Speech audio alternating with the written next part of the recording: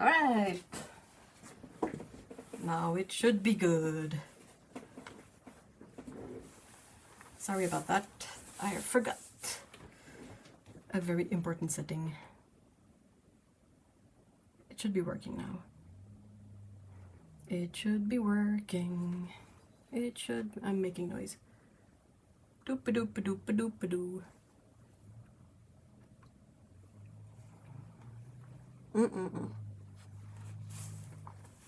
That's some good tea.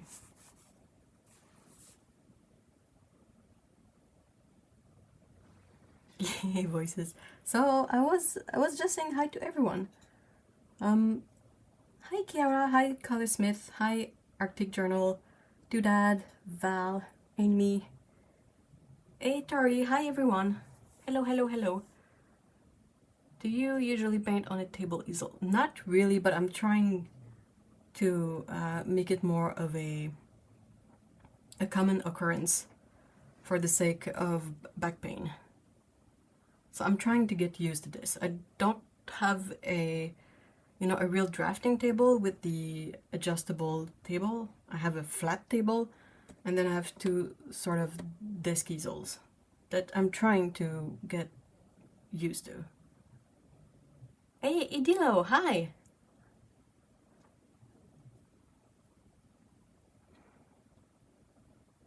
I painted my sketch. I have printed a bit of a reference. Hi, Don! I have my ink tool set up. I'm trying a different ink this time. Hopefully it's... Ooh. Hopefully it's gonna be... Why? What, Pickle? Hopefully it's gonna be fine. And I'm using Bao paper, gold purse, a block. It's Lana. The thing is, we have two Lanas.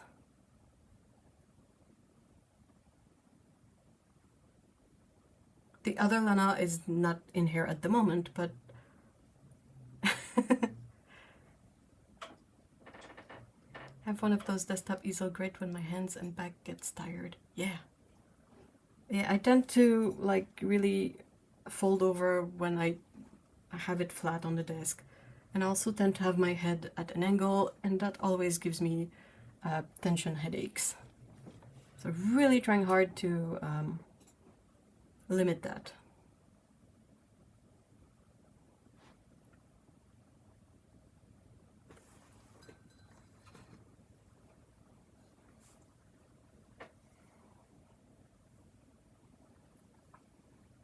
I'm drinking black chai tea and it's delicious.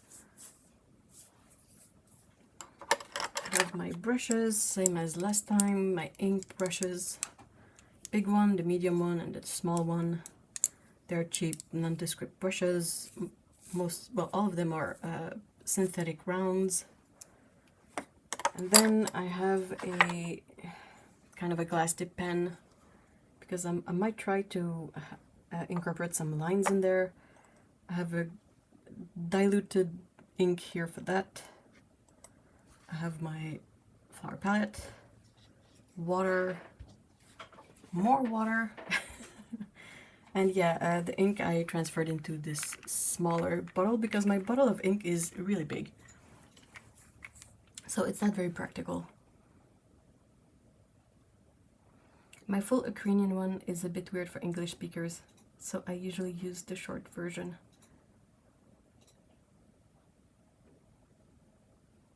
The only name I'm aware of that it's the shortcut for is Svetlana. I want to get a desk easel, but I don't want one of the hollow ones. Yeah, this one is, I don't know if that's what you call a hollow one. That's why I have a clipboard on there. Just to make it a bit easier. Hey, Cyan! What are you knitting? It's really, like, it's I got this one in a haul. It's very lightweight, so I don't think it's the, best quality of everything, but as long as it works, I was thinking about getting a table easel, but I tend to paint at really strange angles sometimes, so it won't work for me. It's Svetlana. Yeah, that's the thing too. I would usually rotate my painting, so that's part of the stuff that I'm trying to, you know, get used to. You can still rotate them a bit. Like, I could, you know, I could do something like that with it. But it is a bit, yeah, I'm still not very familiar with this. So anyway, practice, practice, practice. How does your water control change when... Well, the thing is if I have to do a really juicy wash, I don't know if I would be able to use it at an angle, to do it like how I want at an angle, because I'm not used to that. For this, I plan on working with less water, like not too... how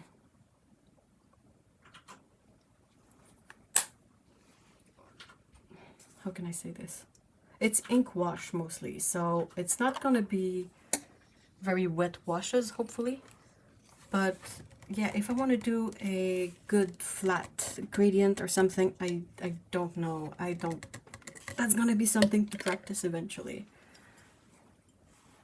But you know, sometimes it can be helpful to have an angle, because your paint doesn't pool in any one location. It you know, it goes downward, so you can perhaps control it a bit better.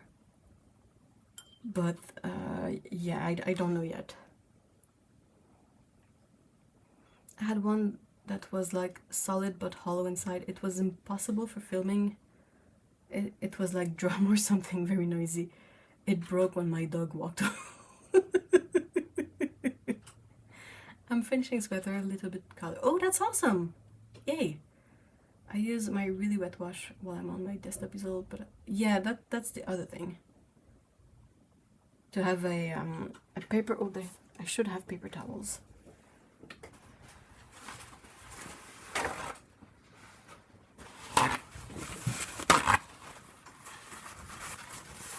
You always want some of these really like handy, because if something happens, you want to be able to react quickly. It's nice knowing the paint will most likely... Yeah! Yep. You can do some really nice effect with that, but it really depends on how you paint and what you're trying to paint.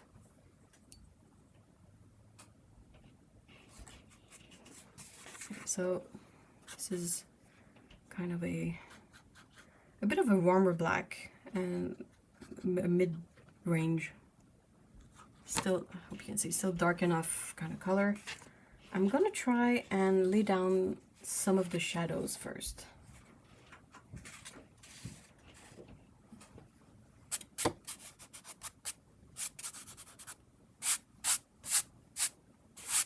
Removing the eraser bits. Okay, it's... Whew.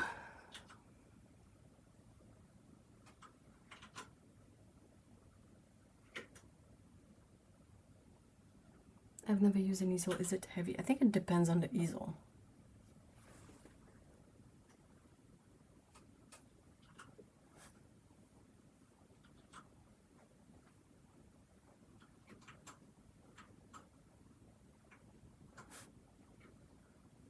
Oops. What a great start. I'm already like painting outside of the lines. Awesome.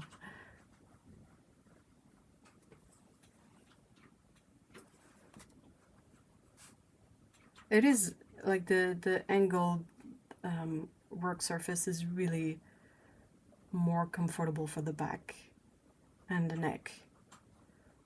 But yeah.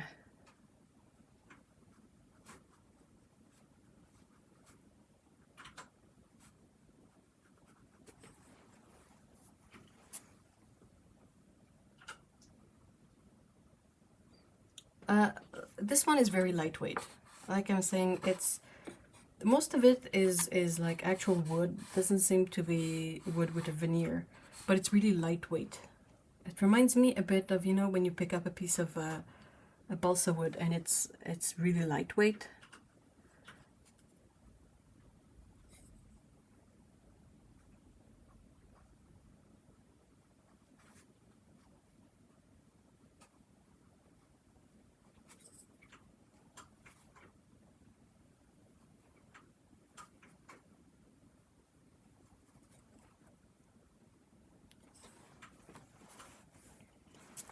I've gotten used to painting on my desktop easel. I feel it really helps with perspective. When my illustration is flat on my table, the perspective looks wonky.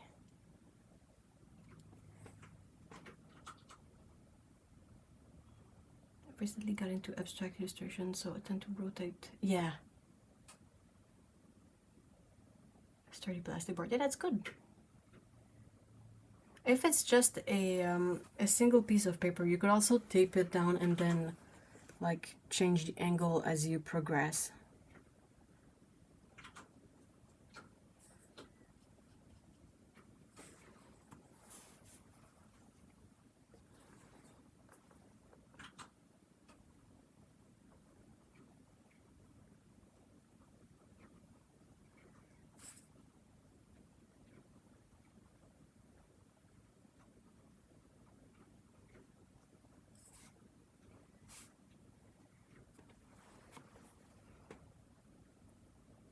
The one I have is really light, but then again, I don't have anything stored in the cupboard. I have a metal iPad easel. Ooh, that's good too. I have a few things in the compartment here. I have papers for swatching. I like to put my brushes here. I have like Q-tips and other little things that you might need when painting, but I'm just... Oh, why? Yeah, ouais. Ah, c'est quoi super? Ouais. Ah, ouais. C'est autre chose que tu veux partager? Oui.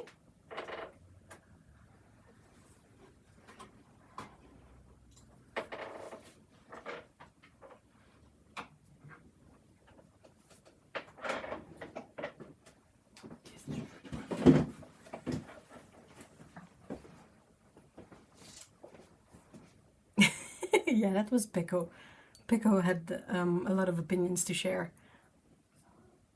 Yeah, dipping helps a lot. It's just like, I like to go hard on details, especially tiny ones. That's where we're...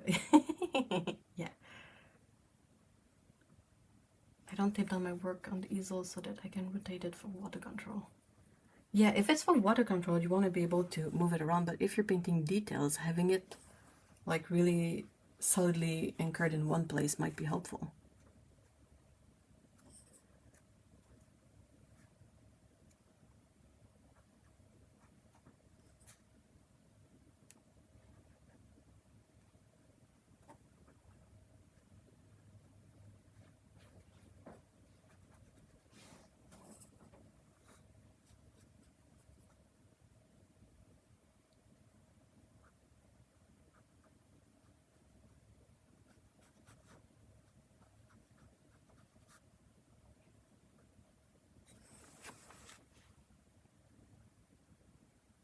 Yeah, I think Pico wants to be in the stream.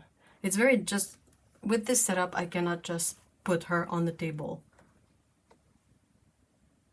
to host the stream with me.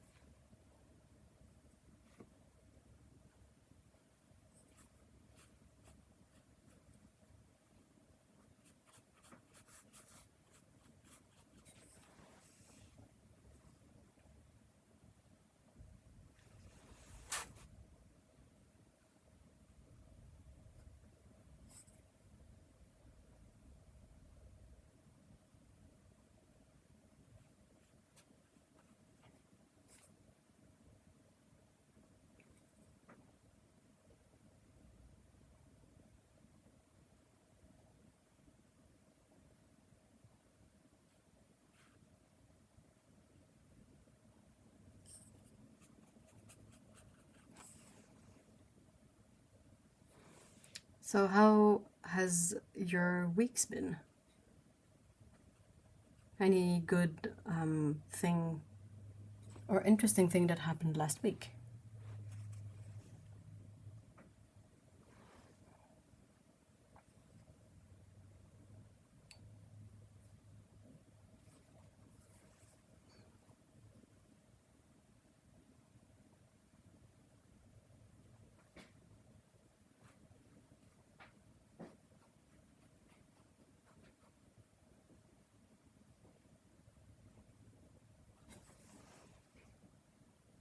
Hey, Laura! Hi! Hello, hello!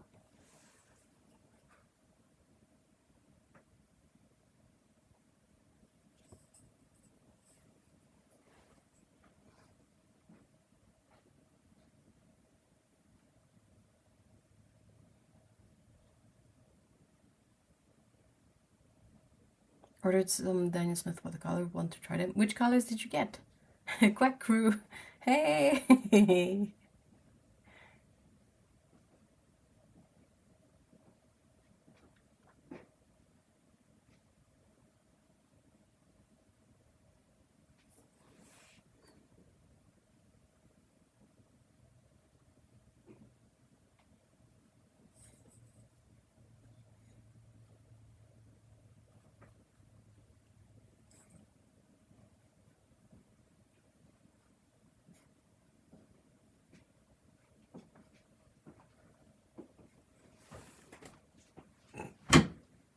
Problème de raton?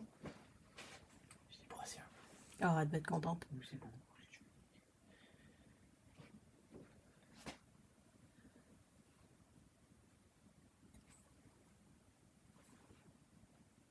Non, tu veux pas. Elle veut pas. Qu'est-ce qu'elle veut? C'est la grande question. Hein? Manger. Toujours juste manger. Elle veut probablement être dans le stream, mais je peux pas facilement incorporer ce raton. Oh, dang. I look away for 5 seconds and then this chat goes really quickly.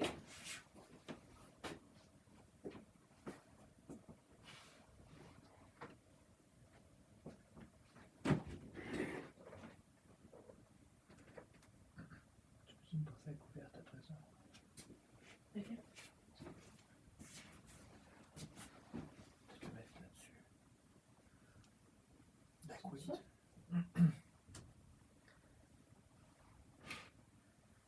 Ça a l'air pas pire, ça, un pix? Non. Non. Oh my god, t'es lourde! Tu as vu quoi? Ah, kitten problems. Pretty anxious week. Just look for. Oh, that's good. I hope you can have a good, relaxing weekend. Essential set, secondary colors, moon glow, lunar blue, and buff titanium. Ooh, that's a pretty assortment.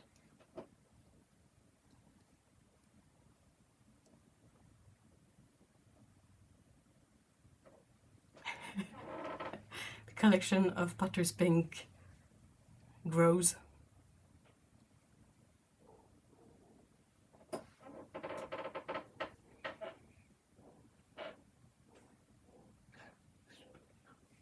Elle arrête pas de soupirer.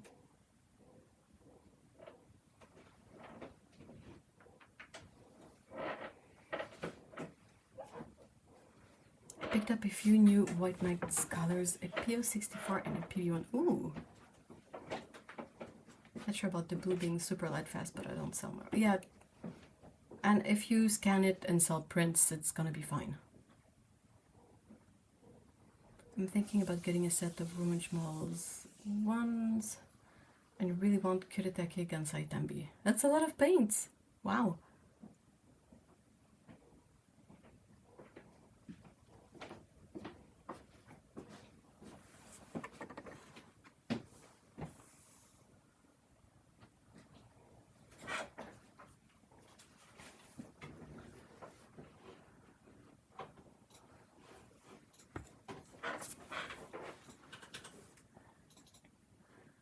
Oh, and another PY 216. Ooh. Turner's Yellow, yeah. It's a quite opaque light yellow, I think.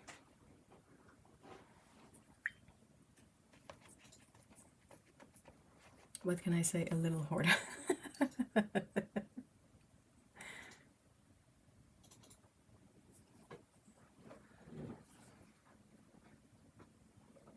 Aren't we all? Yeah, seriously.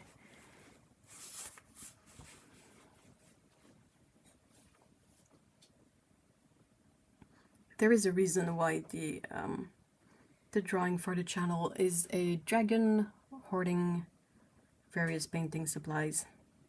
Though I'm trying to be better about it.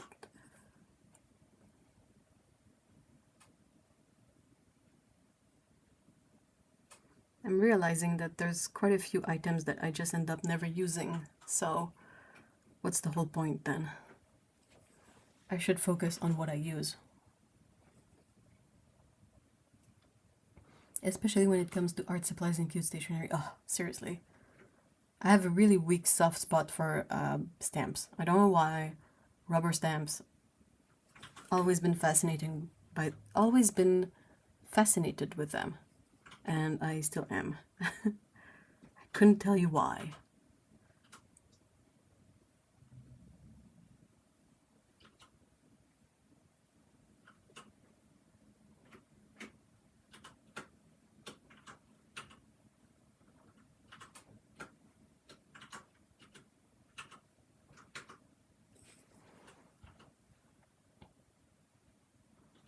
No judgment, yeah, exactly.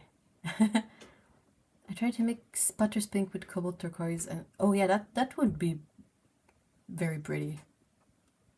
I have a soft spot for washi tape. Well, yeah, washi tape is pretty awesome, though at some point I had a substantial amount of washi tape, but then I really sort of got tired of it because a lot of the more inexpensive washi tape really doesn't stick all that well.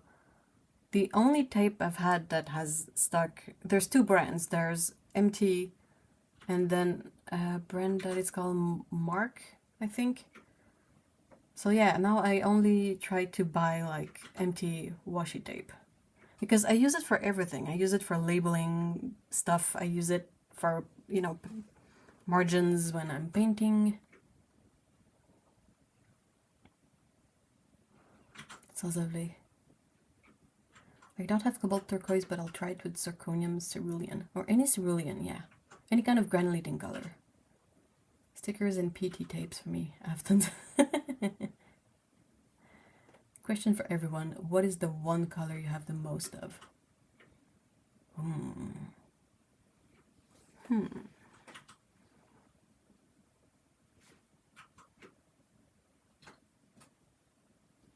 thinking.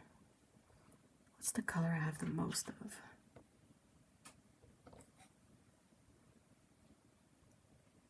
I don't know.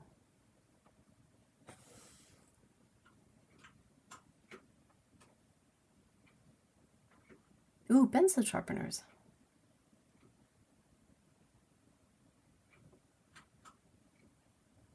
It's so nice to find a good one. I was on art class today and teacher commented, oh, you have different palette than last time. Do you have many palettes?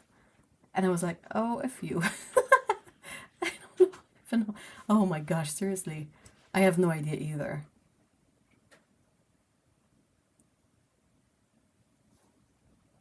I buy it for the designs though, so pretty, not really practical. Yeah, but then you try to journal with them and they peel off the paper. That's super annoying.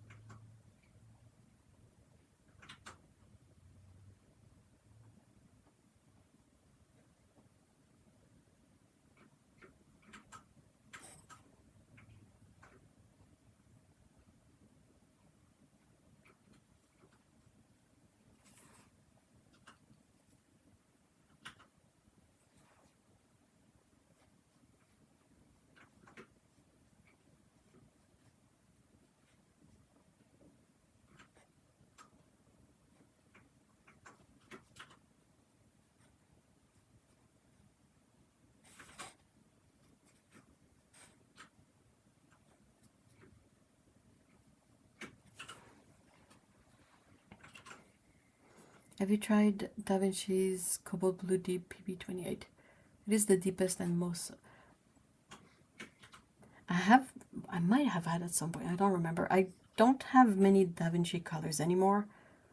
I try to only keep their manganese blue mix on hand because it's just so good. It's so pretty.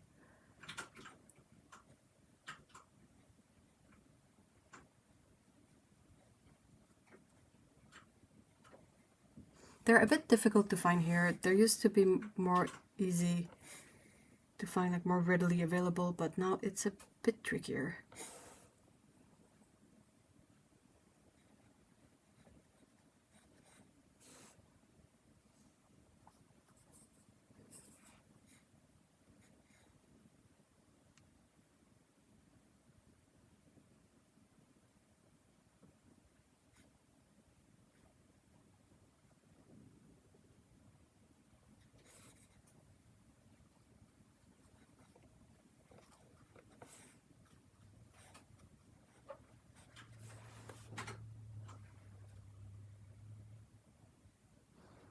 Cobalt looks so delicious. I wish they weren't so expensive and toxic. Expensive, yeah, they're quite pricey. Mix my ultramarine spectral with Virginian. Oh, Viridian, thank you, autocorrect. I was like, what is this color? Oh. Oh, I'm sorry. That's so silly.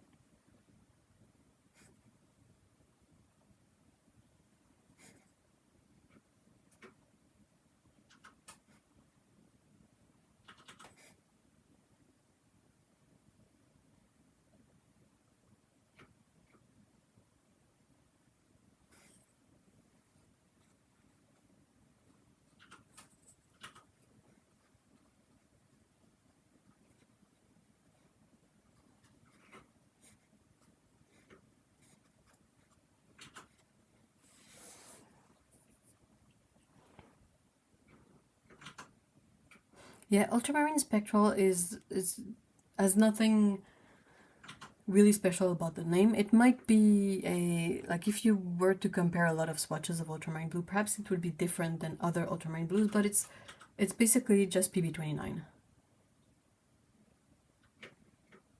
Reminds me of Coca-Cola flavor here. Quebec or Quebec? So color Virginia would make sense too. Wait, do you have a Coca-Cola flavor here over there that is named after the province here? Is it like maple syrup flavor? I found my glue dots and I'm finally taping half pans to the tin. Whee!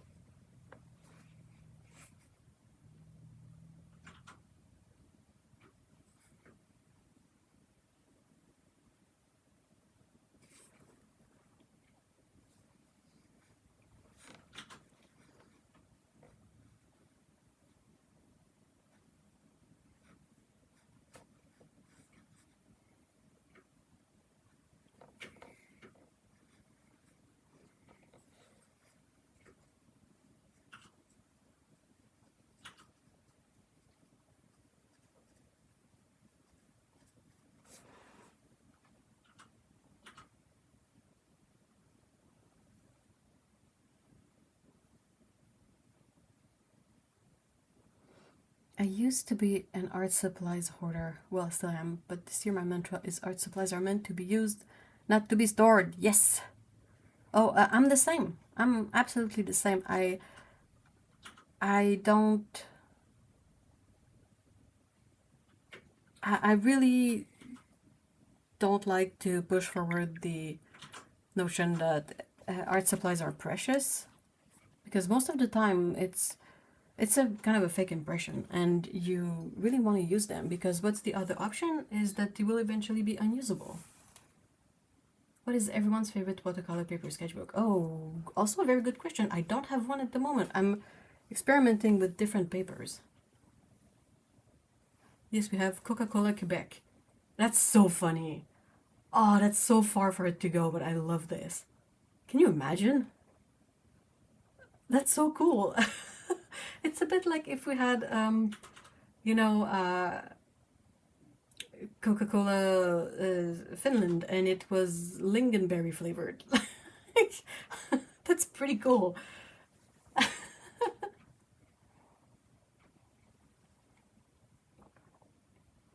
I hoard art supplies, they're all good, and I try to understand my art supplies to work with them better. I have like a single travel sketchbook by Ash. It's so textured. Is it cold press or rough press? Yeah, Baohong paper is really nice. Also, do not learn from my mistakes, guys. If you have watercolor paper, it's not actually precious. It's expensive, sure, but it's not precious. And if you don't use it, it will go bad. So really get into that good paper, learn how to work the paints on there. If you only work on cheaper paper and then you keep the quote-unquote good paper for the quote-unquote fancy paintings, when you're gonna get to the good paper, you're gonna have to learn how to paint again because it's not gonna behave the same way that the cheaper paper would. So really use the good stuff. If you have it, use it.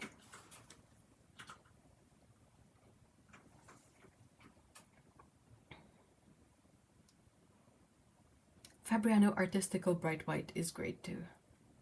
I find the Baohong Artist Cold Press similar to Ash. Well, it's supposed to be quite smooth. Oh no, cold press that's the textured one.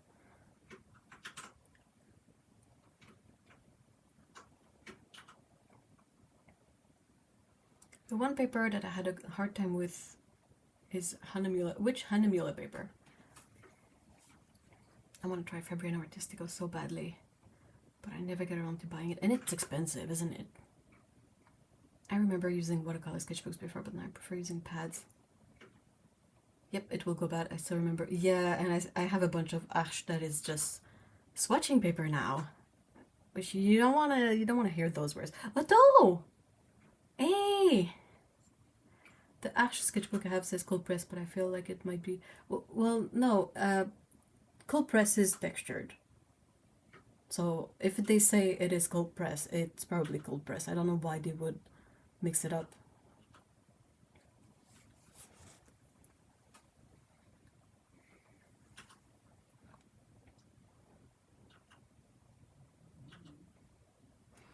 I'm still in search of good sketchbook for my practicing though. Any advice? The thing is what practicing painting? It really depends on the kind of paper you like, really. And also your budget. That's the second part. Otto, how are you today? Hello, hello. I'm trying to finish my tea before it gets to be too cold.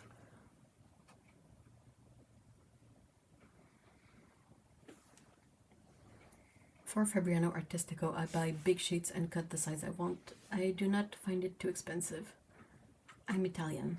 Oh, yeah, you probably you probably get a really nice price on the Italian paper. All of the watercolor paper here is so expensive. Oh, it's painful. I'm doing good.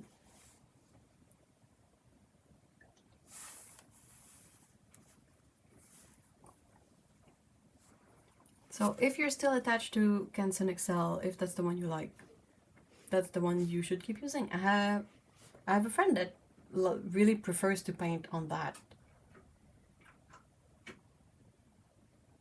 And it's fine. That's really what's the most important. It's what kind of paper are you comfortable painting on.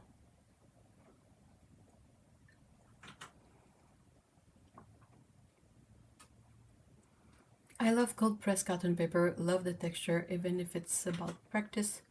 Budget doesn't really matter. Well, in this case, you can look at perhaps sometimes you can find the Baohong sketchbook. That seems to be, there's a cold press version, it's cotton paper, it's really quite nice. I am not sure if Arches does sketchbooks. Though you might, if you are so craftily inclined, you can buy a few sheets of Arches and then turn them into sketchbooks, but Arches paper cold press has a side. Some people don't mind, but there's a difference between the two sides of the paper in terms of how the paint will look on it.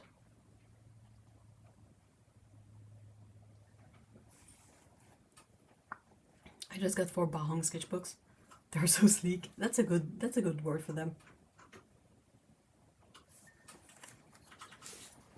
All right, finish my tea. Hold on.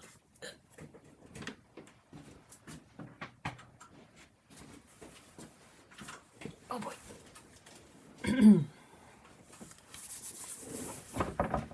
Oops. Oopsie. Okay.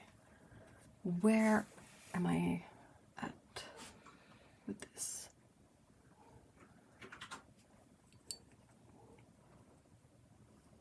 Have you ever been to Above Ground Store? No, I'm not in Ontario. I'm in Quebec. The only Ontario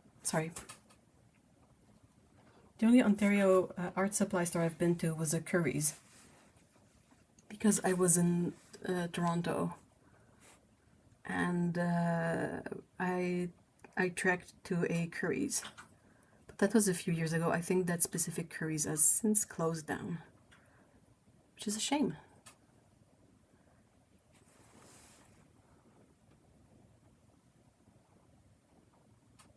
I love putting new stickers on sketchbook. Oh yeah, absolutely. It's a ritual. I was looking into Etcher ones and guess I do have I am not sure about the Etcher ones personally, because they also have a side to the paper, and I find that really annoying. I will paint on every single like I will paint on each page. So yeah, I have to kind of be mindful of the kind of texture the paper has on the back side of it.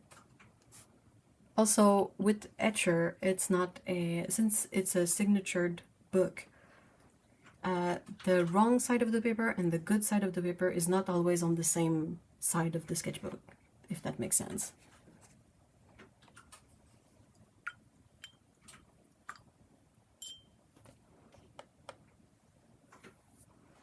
You apparently can get Arches spiral-bound watercolor sketchbooks. I didn't know that. I didn't know that either. Though spiral-bound.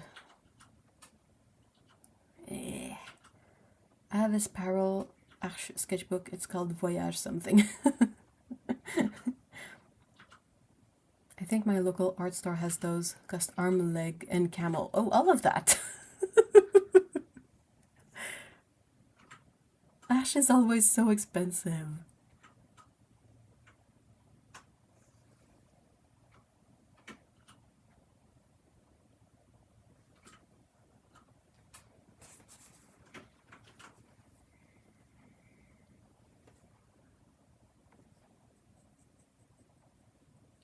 Well, we'll have to go trial and error and see. Yeah, that's about the only way you could go about it, because even if we recommend our personal favorites, they might not be your personal favorites. So you have to try it out for yourself.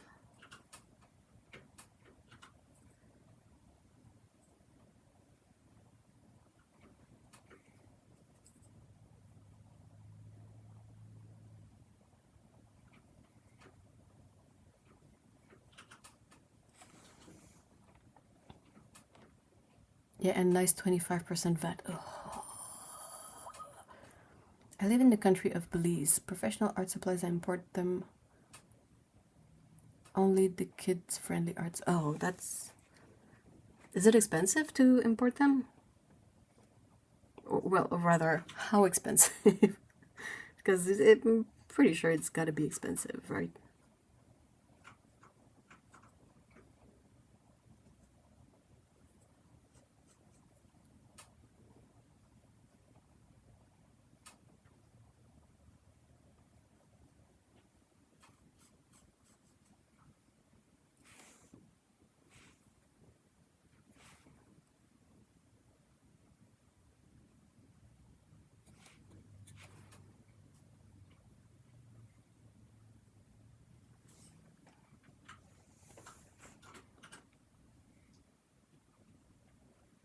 woodies.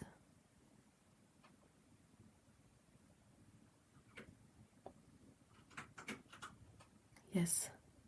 Found hot press is not for me the hard way, though still I'm using my Rosa sketchbook for whenever mixing idea strikes me.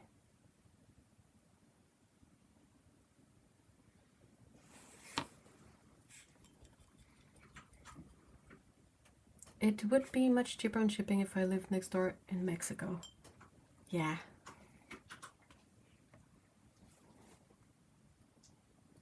And if you, well, I don't know how the current mess in the US is gonna affect that, but ew. Ew.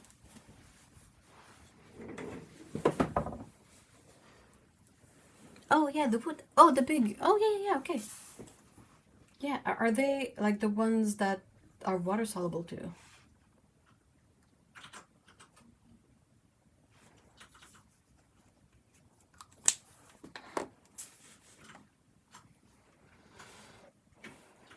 What made you realize that?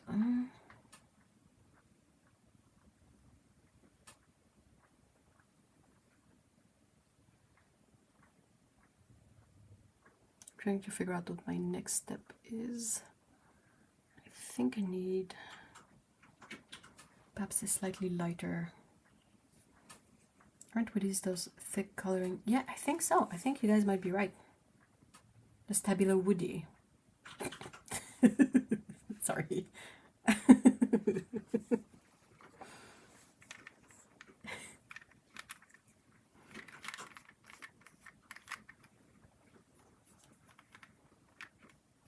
I love seascapes, and smooth surface just doesn't do for the texture I want. Oh.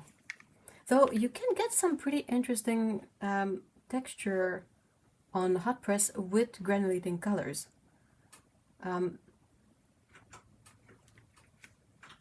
The way I've seen it work is that with cold press paper, the texture is really nice and even. So when you paint with granulating colors on it, everything will settle kind of smoothly, like and evenly. But if you use hot press, there's no texture on the paper to regulate how everything settles. So you can get some really dramatic effects depending on how you put it down with your brush. Prue! Hey! I hope you are well as well. Going back to your rubber stamp collecting, is there a specific brand you like? I collect Stampers Anonymous. Oh, I have just a bunch of like Japanese stamps, mostly cats, a lot of cats.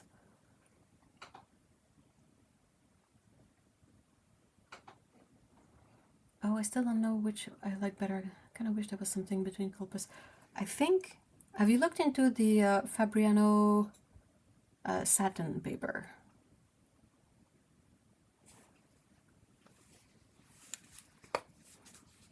I think Fabriano has a kind of in-between paper, maybe?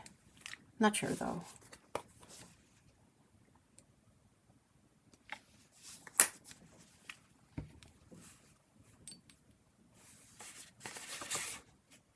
Oh, that's way too dark.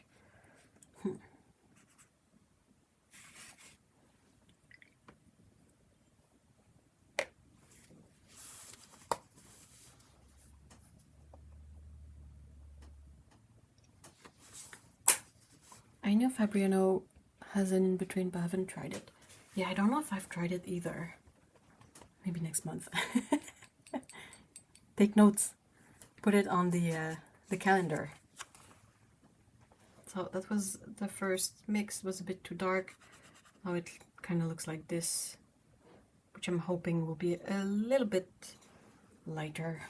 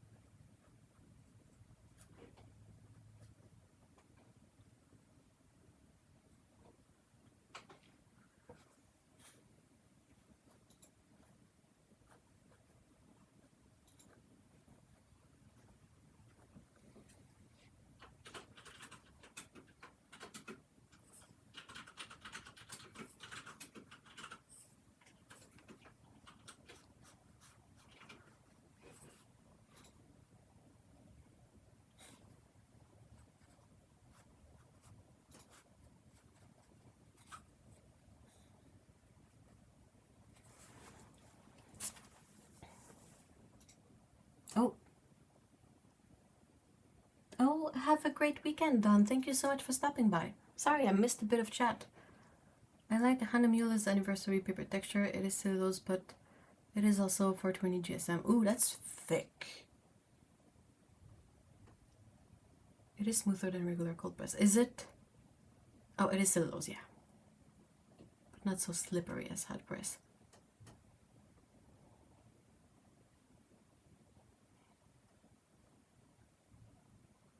While I type, I keep thinking that the cat clip you have on the right is an actual cat.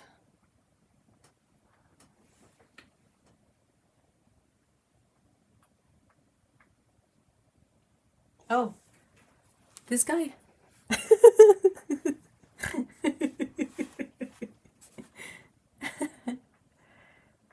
It's beautiful and atmospheric. Thank you. I'm trying to figure stuff out.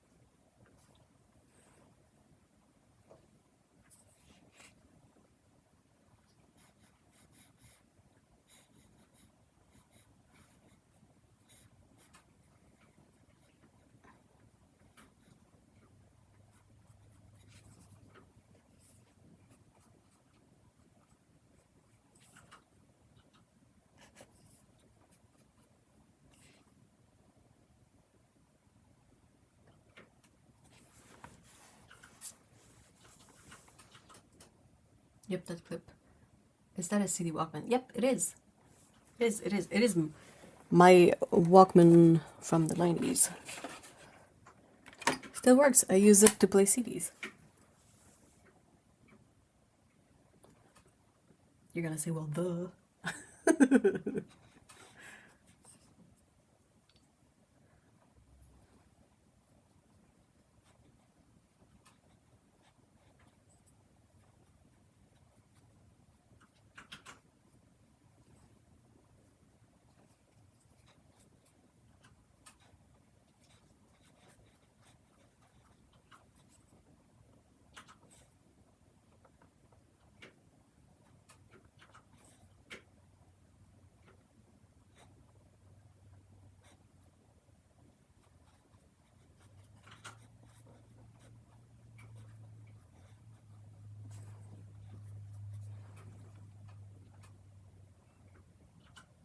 I saw that from the start and was thinking that I had one of those in my mom's house.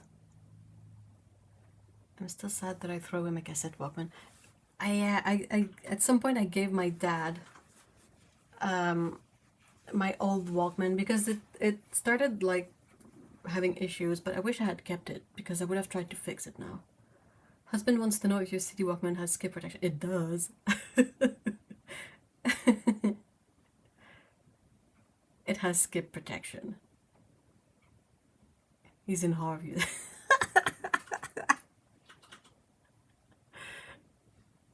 I used it a lot back in the early 2000s when I was in college, and I did a kind of technical college, and you have to spend a lot of time at school to work on, you know, your projects because all the technical equipment is in the school.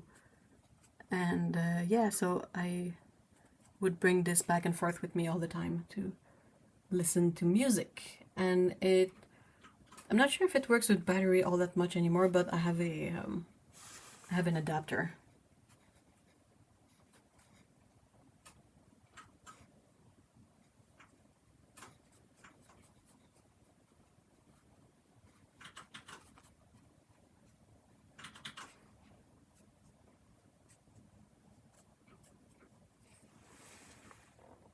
Oh, nice, shiny.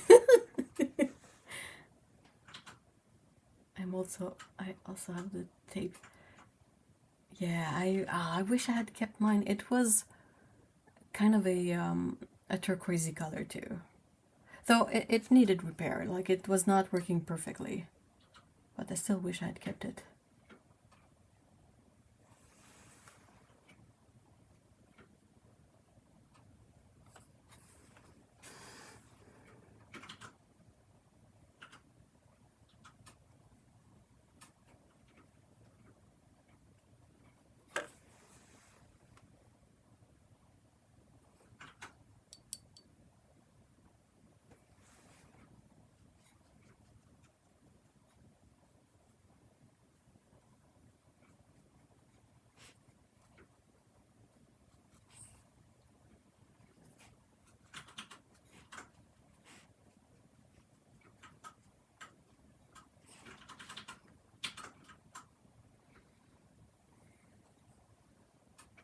Trying to add a bit of nuance to my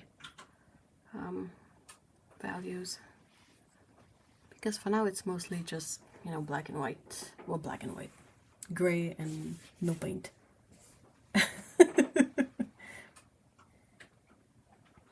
Now I'm starting to feel old. I still have my first cassette player back in Ukraine. Hope it survives. Fingers crossed. I always had double battery in stock. Yeah, double batteries, or I had rechargeable batteries too. So you need spare batteries, but I had my charger for the batteries as well. I feel we are more or less all on the same page with A. Yeah, I think so too.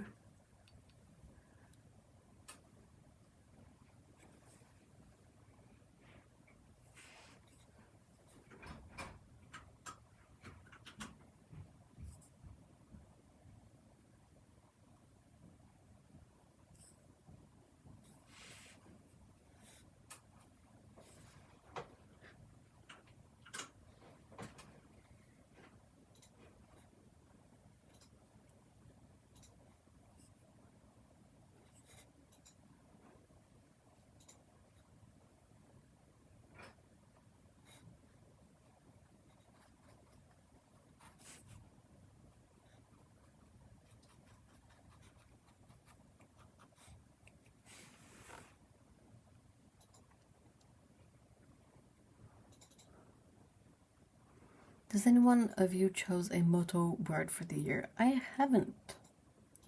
Is that a thing?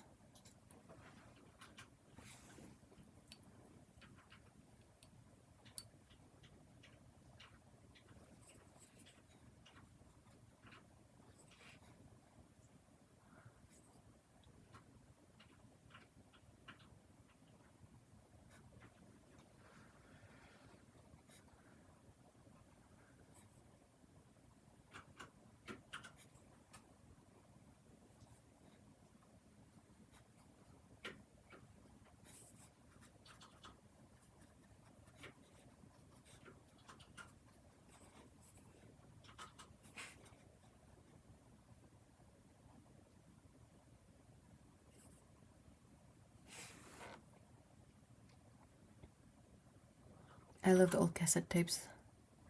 You really have a vintage, yeah, and having to you know, flip it to listen to the other side.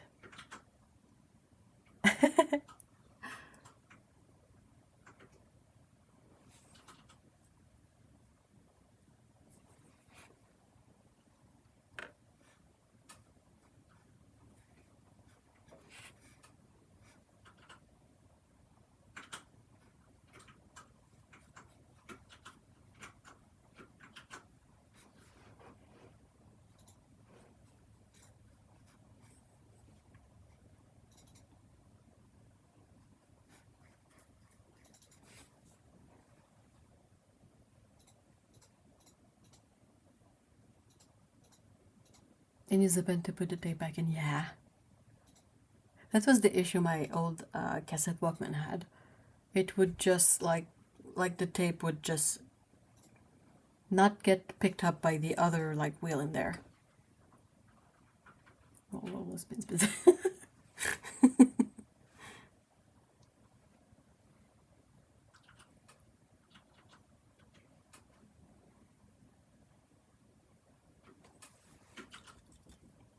Let's try something a bit different.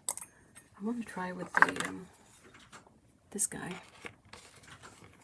I'm gonna need to make this a bit.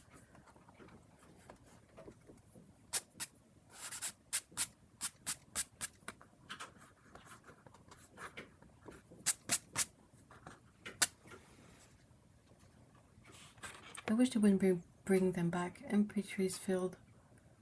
Or to describe it is, yeah.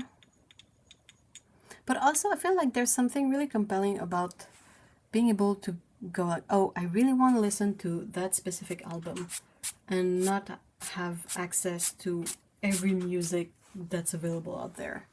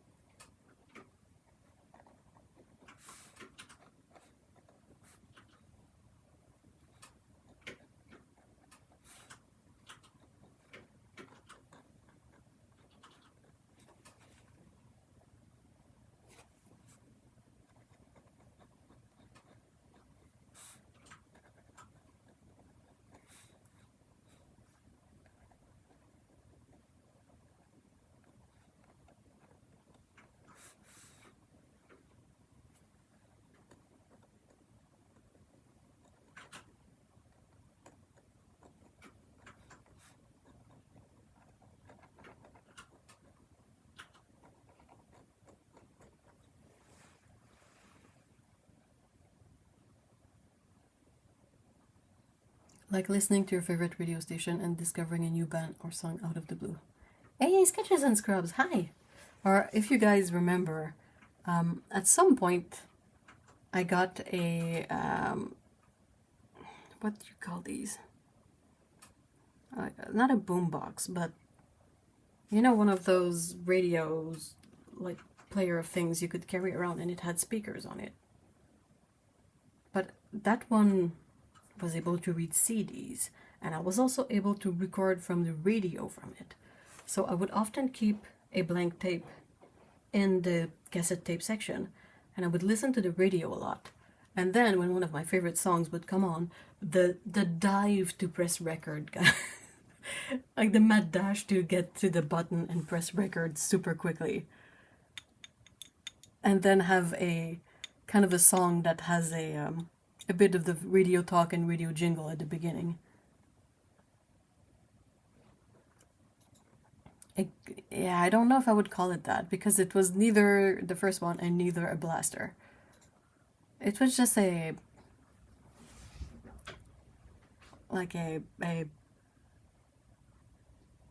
cassette CD radio player.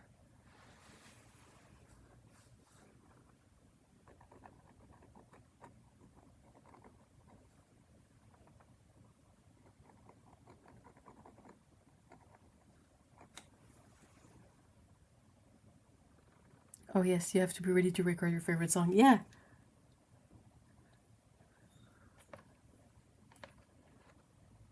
I would hate when the radio DJ, whatever, would keep talking during the intro. Yeah, that's it, on cassette, Sayan, not on CD. But it's only my player that could also read CDs that had the option of recording on cassette. The previous tape player I had before that didn't have any record option on it. Old school pirating. Yeah, mixtapes. So yeah, when the stupid radio DJ would keep talking over the intro of a song, right until the singer starts singing, and you're like, shut up! I want the song! Be quiet! Ah! I went tape CDs, mini disc. Yeah, same. Me too. Tape CD. I had a mini disc player. I still have it somewhere. It was a bit of a pain in the ass to use. But the mini disc themselves, they were so cool. What a cool piece of tech.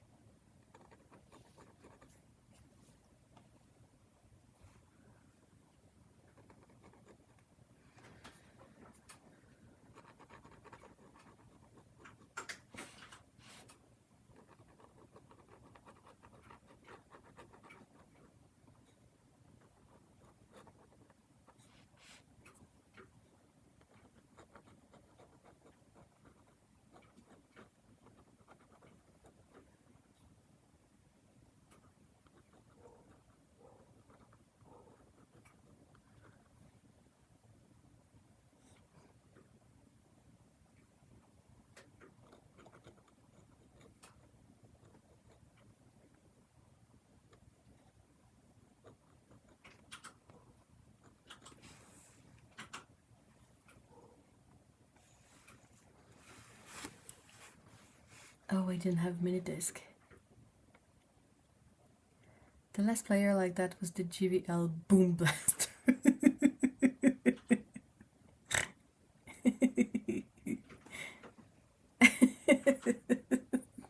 That name. It's such a good name. Sorry.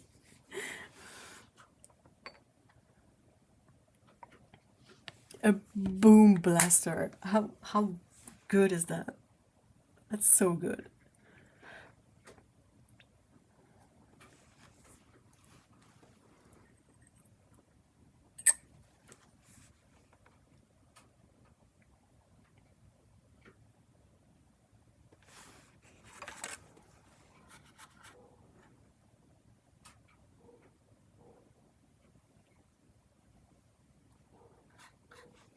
Very, very light gray wash.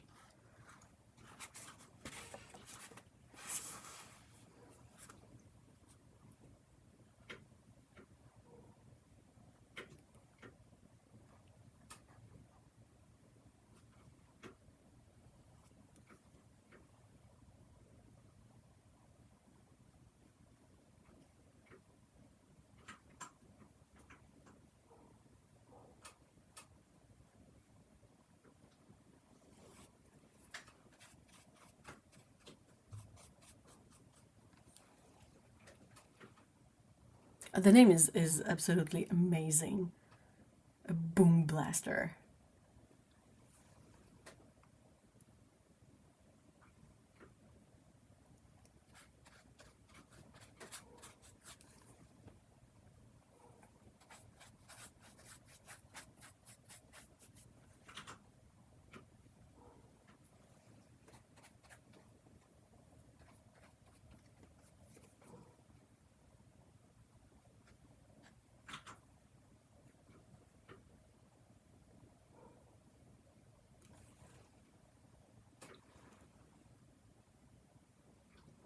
Old ladies in Denmark still call all noisy thing Boom Blaster.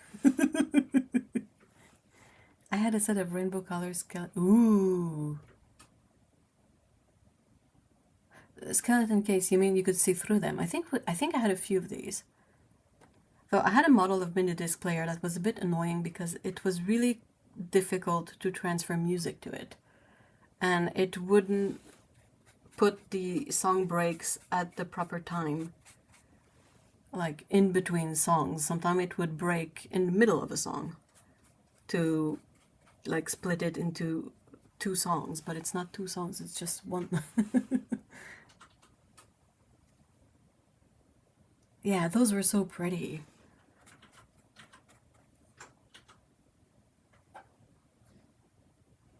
If you used red ink on this illustration, it would look like Petra. What is Petra?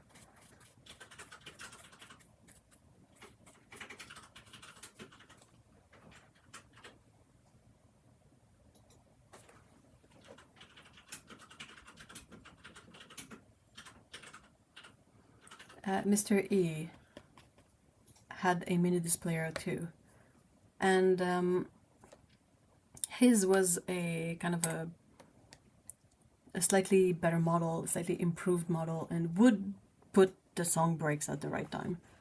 But yeah, that's why I stopped using mine at some point, because it was so difficult and time consuming to transfer music to a mini disc that it would just it was annoying, you know. It wasn't efficient.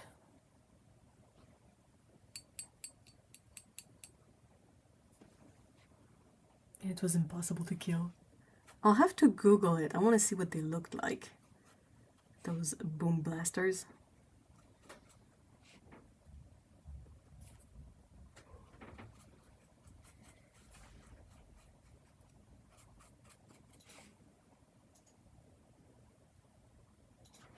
Oh, Petra, the city in Jordan.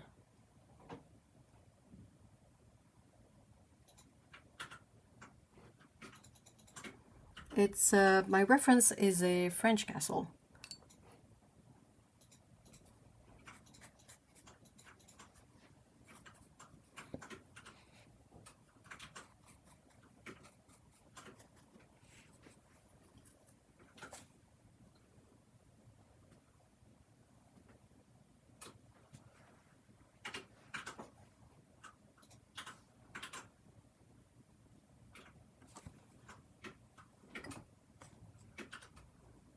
My dad had my old boom blaster in his garage until like 5 years ago. Was it still working?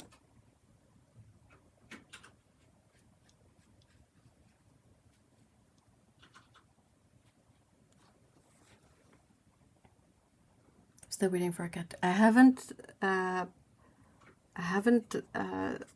included the cat in this one. I'm sorry.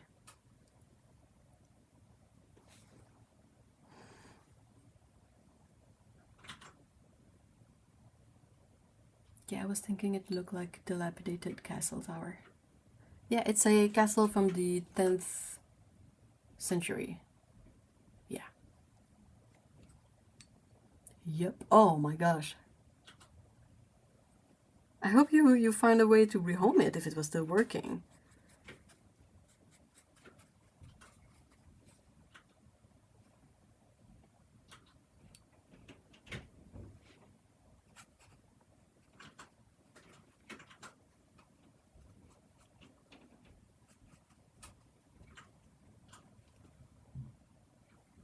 I'm sure there is cat baby.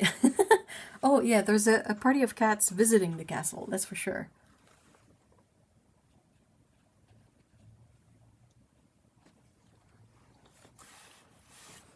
I'm not entirely happy with how this is going, which means it's time to really go hog wild with it and truly experiment. This is a bit too boring and tame. Tame. I've got so inspired by your cat illustrations that just had to put a wizard cat. Oh, I want to see that. I'm glad they were inspiring.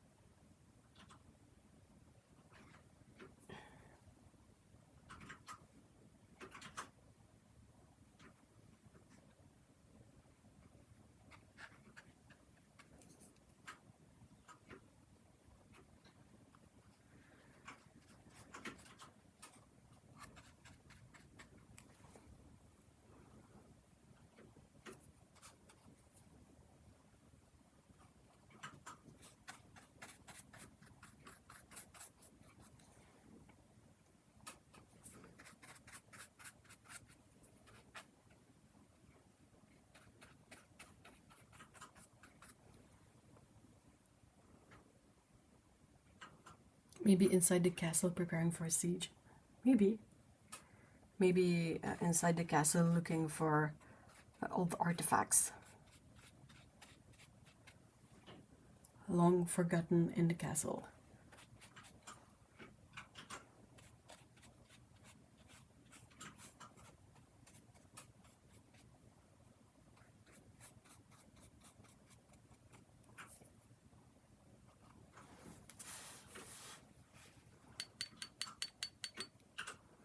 I'll try to post it somewhere after my rainbow series. Ooh, cool! Yeah, you have to send me a link or something. Are you on the Discord?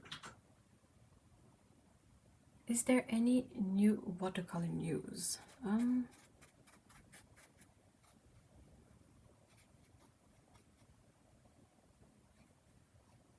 thinking. Did I see anything lately that I thought was...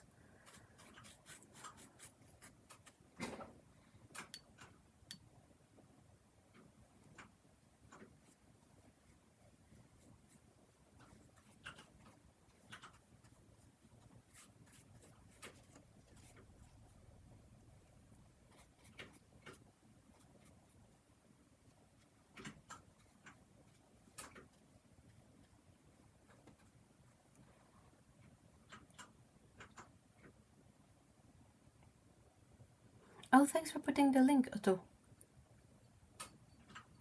I shared a pic in the Discord. Oh, cool. Oh, cool. I feel like I haven't seen anything.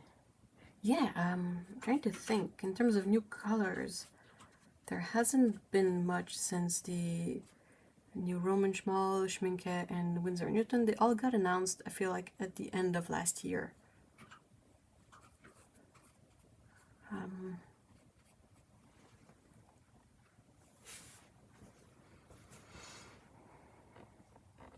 Short of the new Roman Schmal, but they're very hard to find at the moment. Oh, I hope they restock soon. I was on Discord but forgot my... Okay. Yeah, that works for me. You can tag me on Instagram. That's perfect. New Daniel Smith colors in February.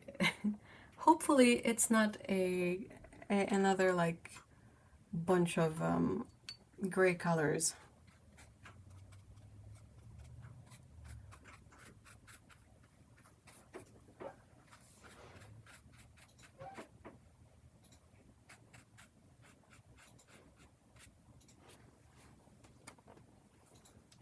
That's not cute.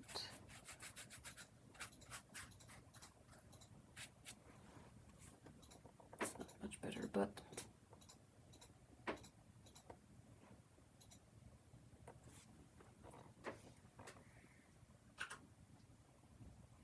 yay, February's month. Oh, that sounds like a great gift idea.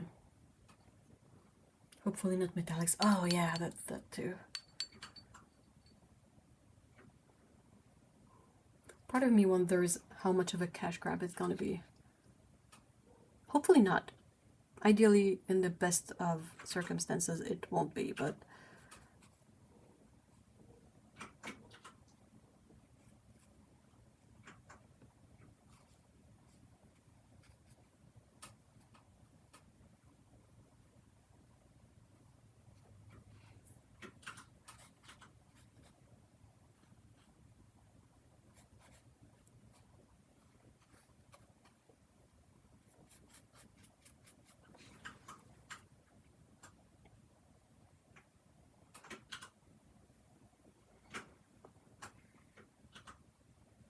I've been waiting for lava and mineral pink for a long time. Oh, I hope they restock soon. I think they're due to be back at the end of January. No, but nothing special. You're talking about the Daniel Smith colors, Idilo?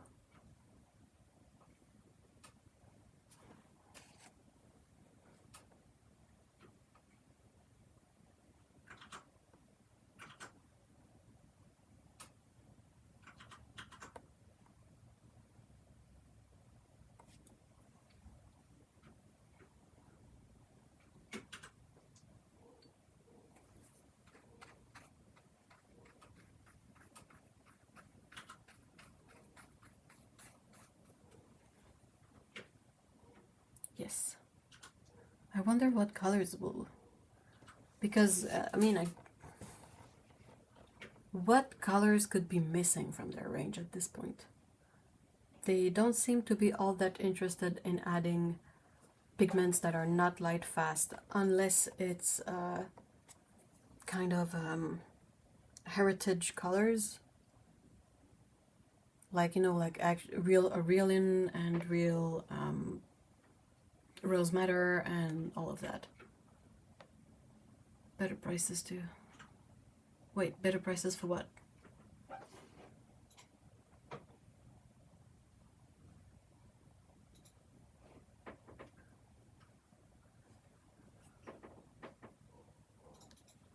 I've been wanting them since... Oh, yeah, that's a long time to wait. I hope they get some fresh stock soon. That video was from last year. Ha ha ha ha ha ha.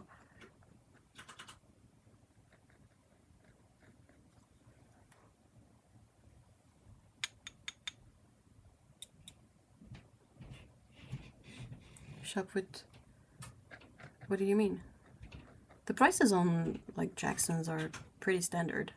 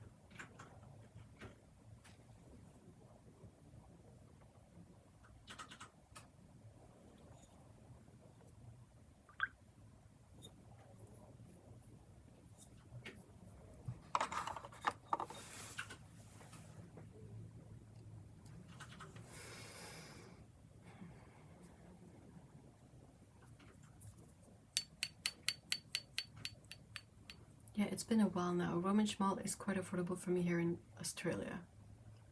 Yeah, I think it's generally affordable, like, everywhere, unless you're in Poland, and then it's kind of like a really nice price.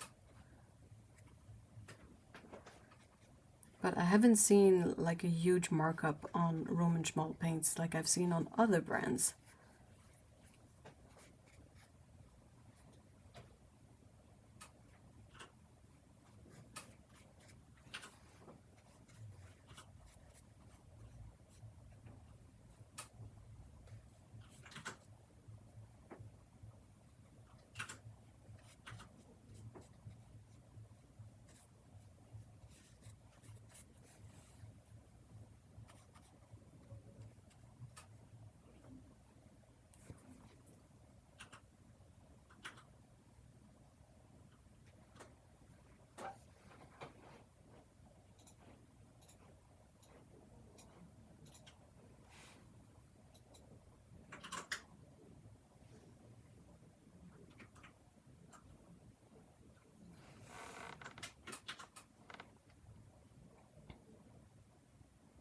During Discord, all it took was trial and error with...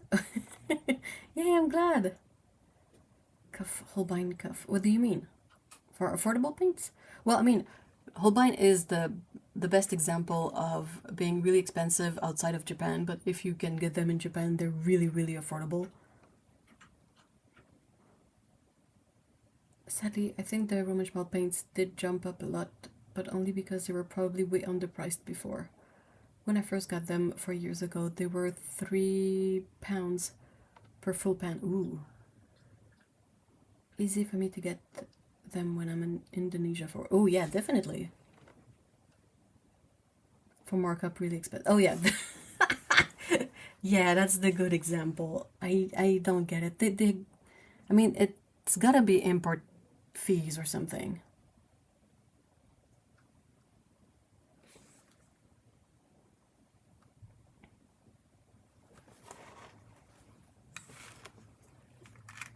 I love Holbein, but the overseas price is insane, seriously.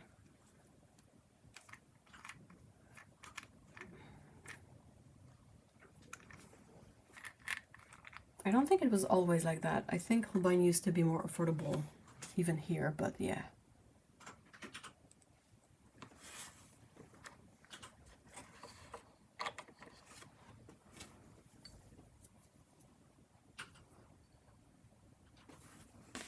I want to go really almost full black.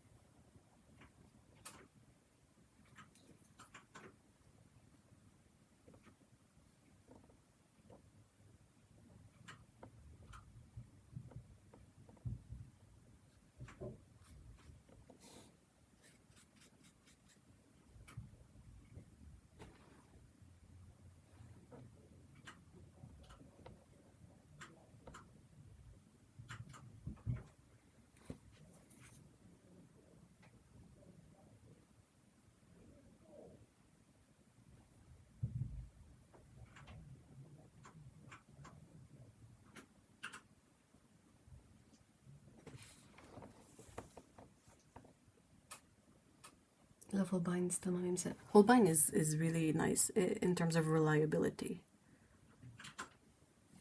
But yeah, the pricing here is oof. Hey, Paulo! Thank you so much, Paulo. If you had to choose only pans or only tubes, I would only get pans. Because they don't separate if you don't use them over time. They are stable, you can travel with them if you want to. They're not liquid, they won't spill.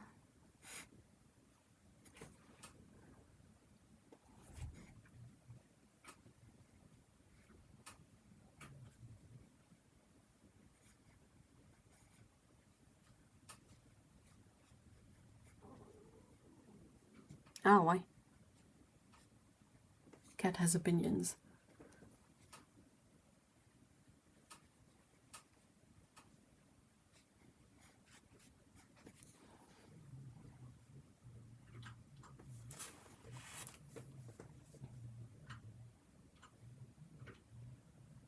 Rosa Gallery pens.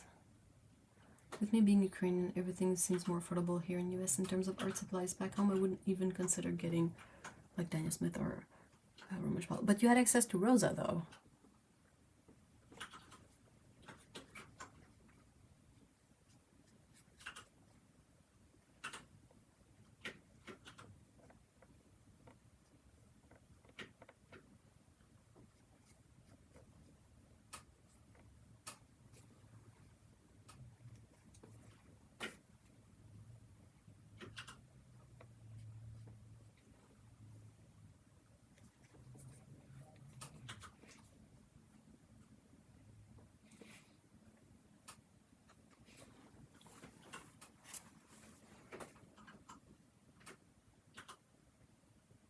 I wonder what are people's favorite student grade watercolors. That's a good question. New Daniel Smith colors are Coral Reef, PO73, PW6. Okay. Jean Briand. Oh my gosh, Daniel Smith.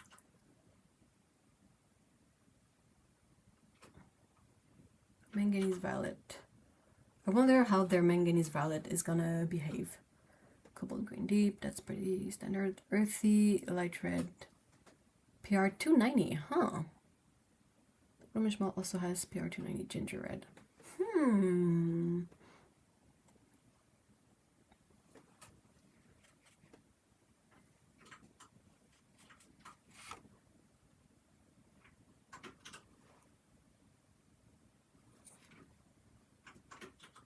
Cue the little emoji with the one eyebrow raised and the finger under the chin.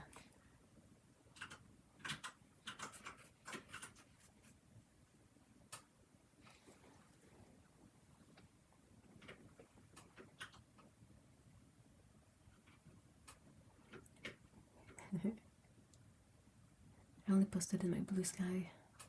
Yeah, yeah, pretty, please. I'd buy tubes and turn them to pans. I can mix my own colors, make them more accessible, easier water control, be able to spread them across palette. I made some really awesome eclairs this year. Eclairs!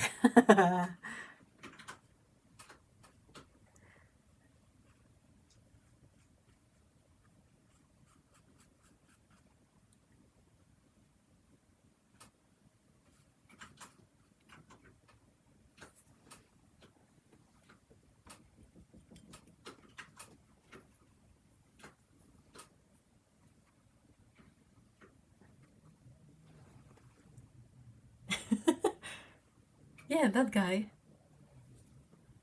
That emoji. I feel like their coral color is definitely inspired by, I'm sure I've seen that mix elsewhere. Not that it's a good or a bad mix, but I'm sure I've seen it.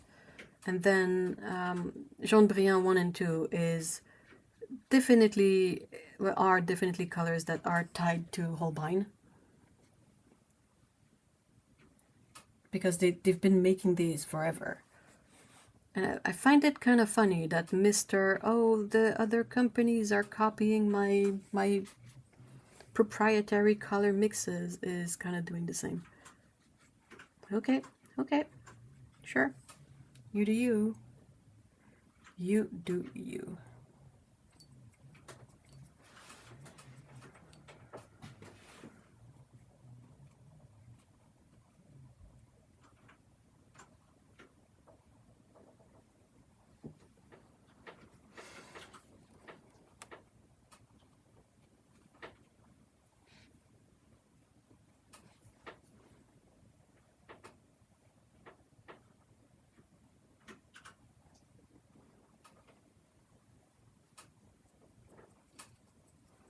Who is even using Jaune Brillant 1 and 2? Well, I think in illustration it's a really useful color. Because I think a lot of people will use it as a base for some skin hues. But I really would not have expected this color to be added to the Daniel Smith range, of all places. Also, why are they adding that coral color as a mix of the pigment and white? Do they already have that pigment available on its own? That PO73. It's a really nice color. And a bit of a shame that they mix it with the white in the tube. Because it is very pretty, but you might want to have full control of it, you know.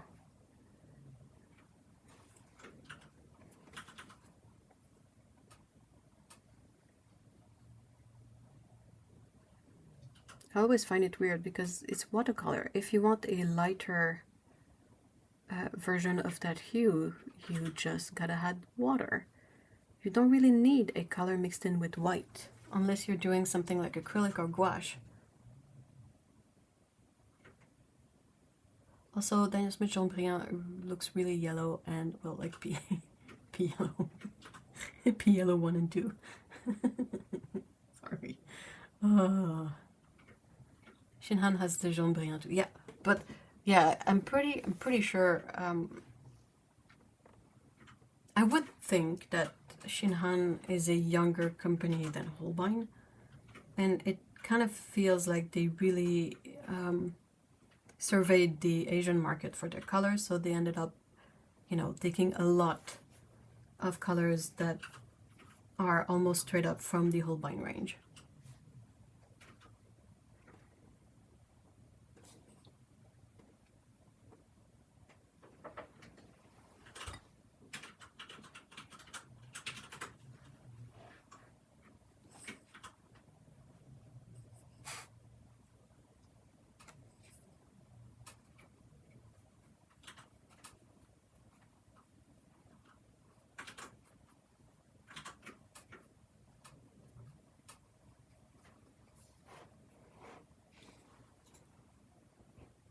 I second that about Shinhan. Yeah, I think there's a Mijello too. Like all the Asian brands, founded in 1967, Shinhan. I would venture out that Holbein is much older than that. I talking out of my ass, but that would be my somewhat educated guess. Somewhat.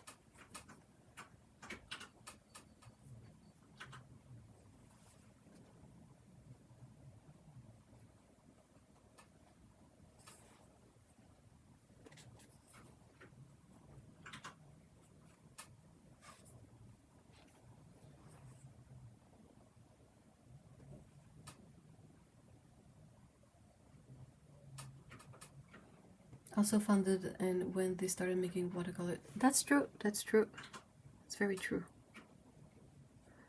Like if you take a company like Golden, they've been making acrylic paints for a really long time, but their watercolor paints, core, that's a more recent like endeavor.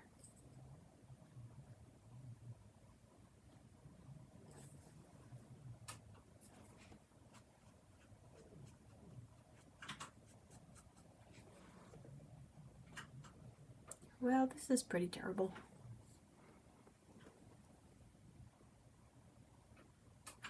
Holbein in 1900.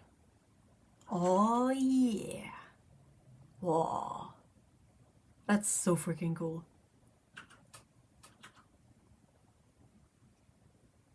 Oh, 1920? Oh.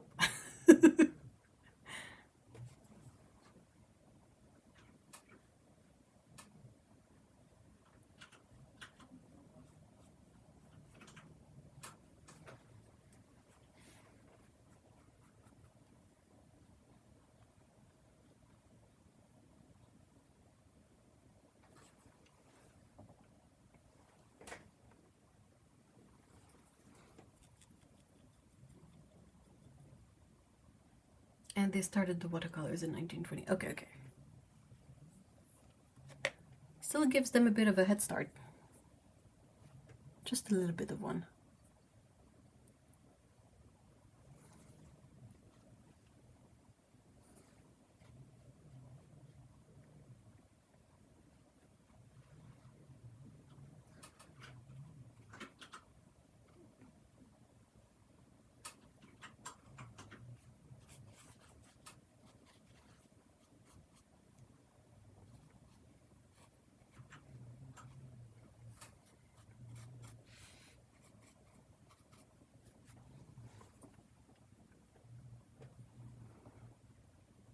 Even so. Oh, definitely, but I mean, not in terms of Asian paints, I think.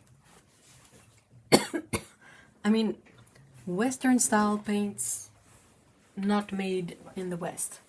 Because, yeah, I think, like, oh, what's the name of it? There was definitely paint long before that.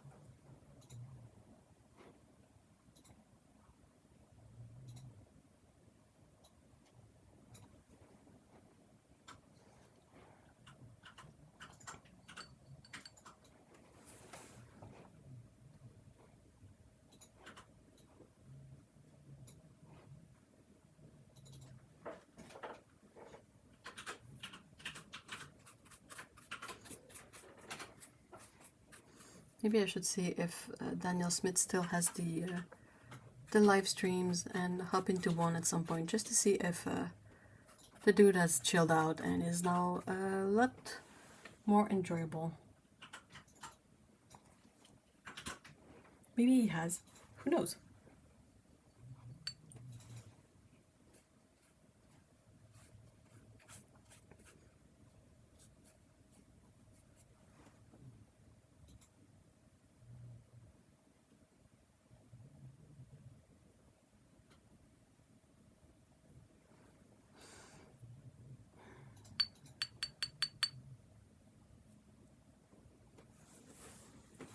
Otto, maybe. We don't know.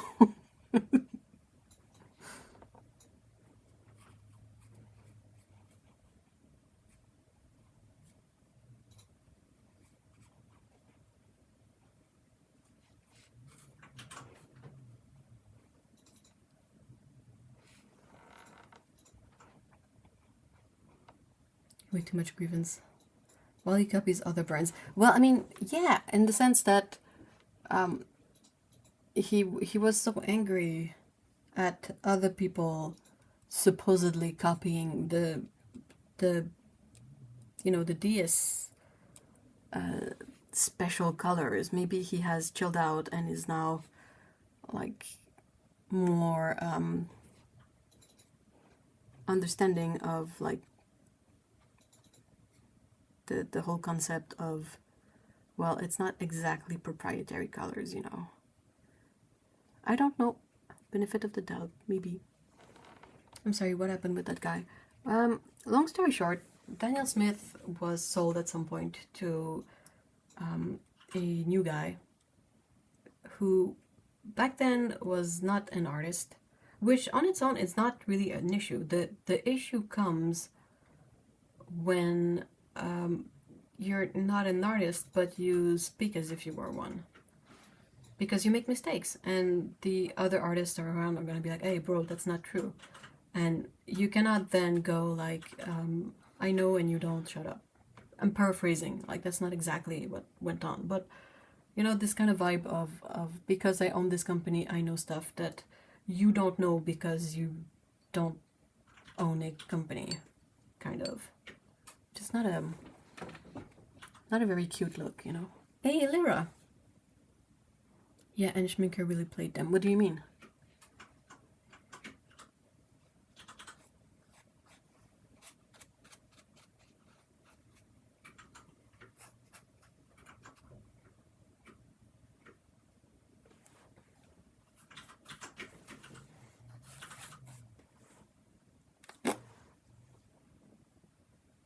I don't know what I'm doing. And also close. Yeah, that's true. Beat them at their own game with the super. Yeah, that's true. I don't think Daniel Smith bought into that trend at all. They don't really need to. They have a bunch of colors already that are perfectly fine for granulation, but yeah. That's true. The colors that apparently he was like, oh, people are copying these colors. I mean, it's not like he made them. They were part of the range before that, so.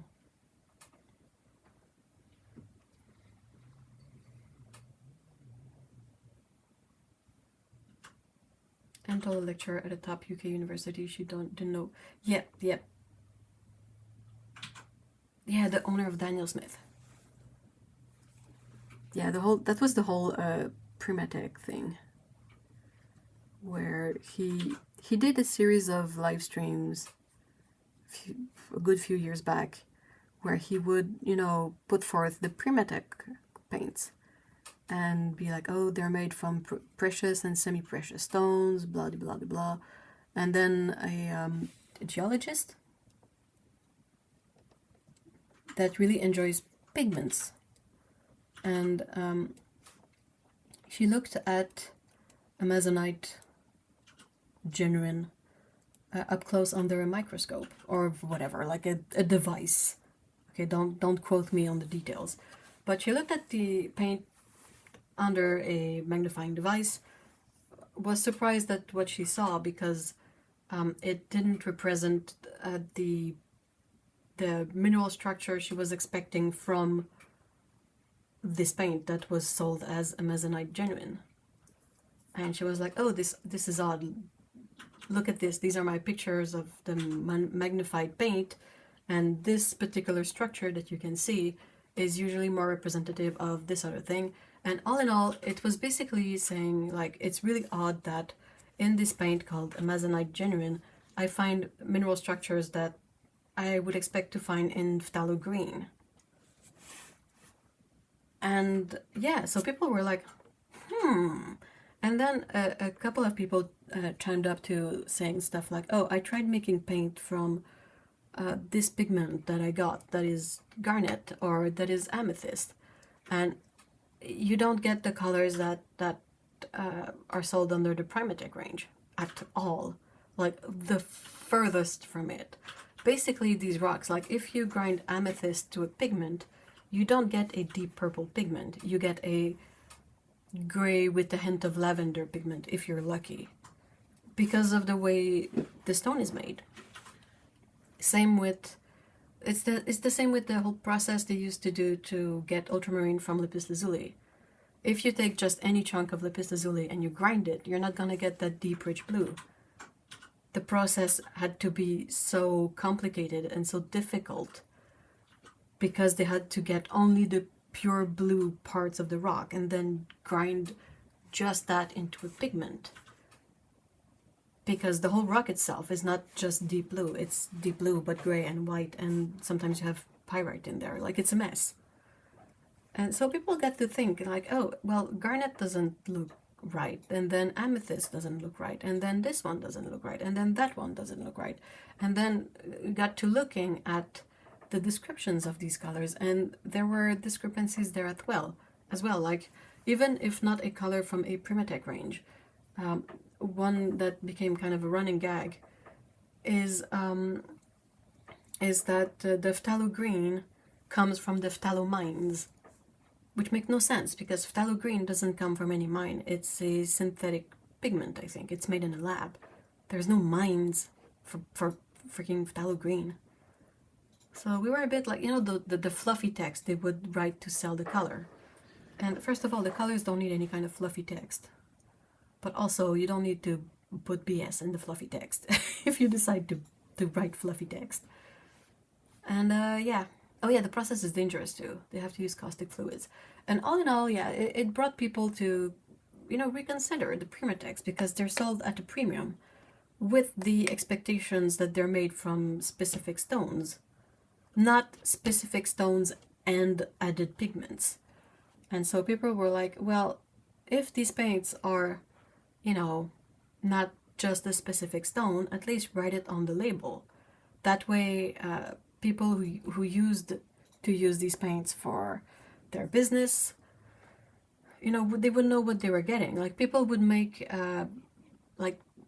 it's not my jam, but like they would make paintings with stones to sell to people to help them deal with, you know, all that woo-woo fake science stuff, all the mysticism.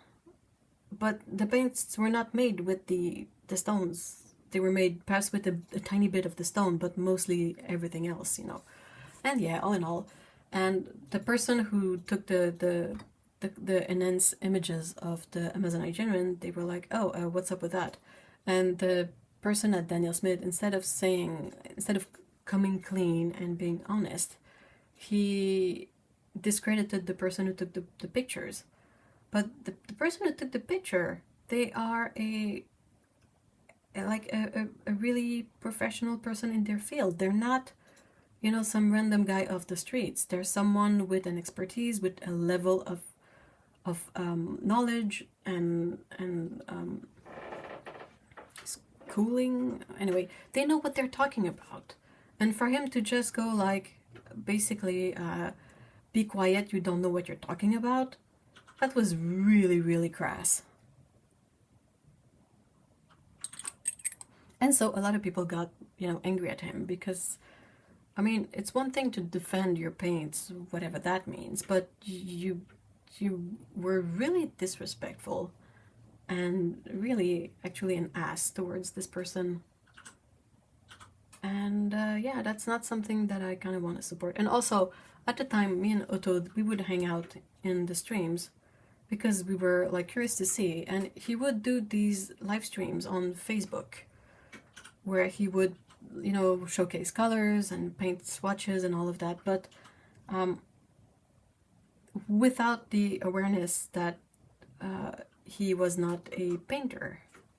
And like I said, in itself, that's not the issue. The issue is presenting information as if you know what you're talking about, but actually being wrong. And when people say, oh, that's not actually the thing, discrediting these people, like, he would make mistakes and we would be like, oh, but that's not the thing.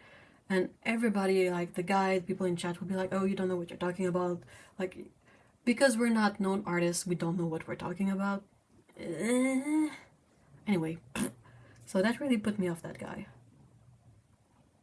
The paints are good, but I'm just unable to separate the person from their product, regardless of what it is, whether it's an actor in their movies or, in this case, a guy, a CEO of a company, and the paints they make. The fluff text really turned me off the S. The color usually speaks for itself. Yeah, you don't need, you just need a good swatch. I think the DS paints are good and don't need the marketing acrobatics they did. I agree. So I'd argue that if you want to get the colors, get them because you like the colors, not for the stones. But that's the thing, they're priced as if they were the stones. They're some of the most expensive paints they sell. Also, he said the test you used was the wrong one, even though it was the industry standard test for identifying minerals. Yeah. And she's a pigment expert with expertise in modern and old pigments. So standard that you're taught that method first thing when you start a geology degree. I know, because I did that degree at the same university. Oh. Off topic, but since it is an F stream, I feel compelled to share that I just made a huge cocoa mug cake with... Ooh! Oh, that sounds... I mean, not my flavor combo, but that sounds good. Also, the DSCO was such an arse. Yeah, that sums it up well. He was a bit of a butt. Perhaps he's gotten better with time, you know, perhaps he learned. Because that was a few years ago, but yeah, it just was not a cute look.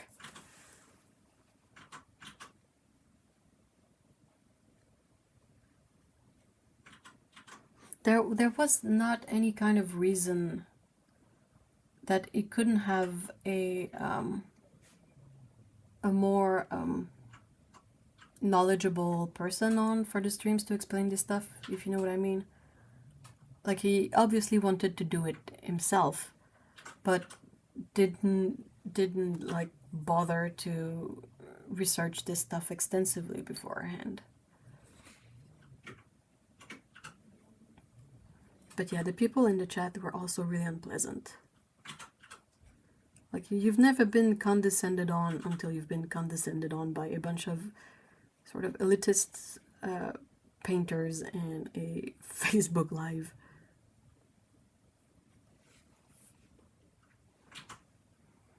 I'm trying not to snack, help. Oh no. Think about kittens, Otto. Since Romanchmal makes so many beautiful colors with unique pigments, it's not necessary for me to buy DS paints. I agree with you. Yeah. And from experience, I can say that Romanchmal is a really nice person. Seems to be a very kind person, very generous, really like passionate about the colors, the pigments, the paints. So yeah, on that front alone,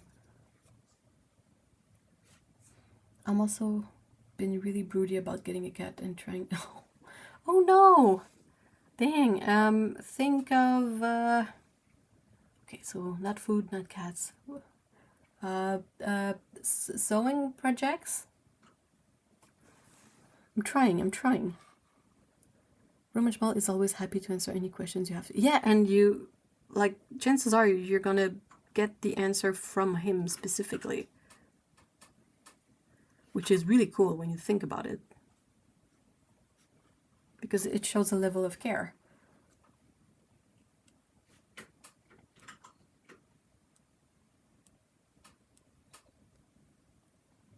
Seems so genuine about the paints and artists, and they are doing so much for such a small company. Trying hard. I'm trying. Though I would be curious to hear more about that cat story. But yeah. For getting a cat and not being able to get one, do you have any cat cafe you could go chill to get your dose of scratches and fluff and allergic reactions? That can help.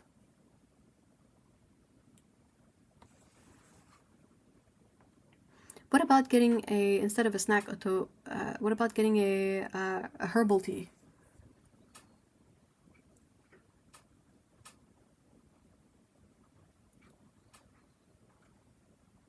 Like some sort of hot beverage.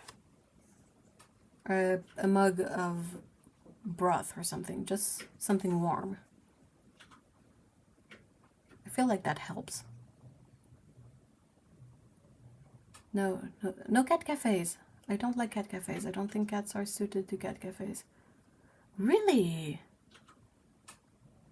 Huh, that's interesting. I've never really been in a cat cafe that the vibe was off. I feel like the cat cafes I've been to here, most of the time, if the cats don't feel up to being around people, there's always a space they can retreat to. Like they have their private rooms in the back that you can, they can go and you can follow.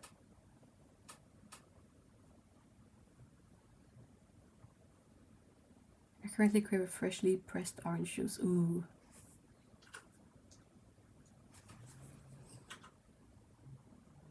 I adopted my kitty from a cat cafe. Yeah, I've seen, like, the cat cafes I've been to here were quite decent. I feel like cats are much more suited to cafes than dogs or... But perhaps it depends on the specific cafes too. Hold on, I need to switch on the lights.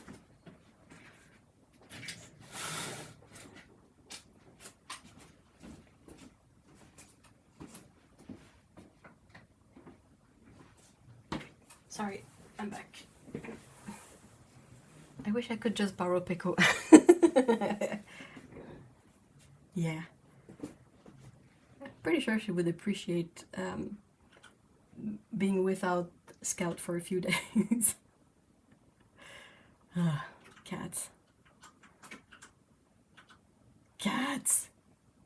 The best, but also the worst.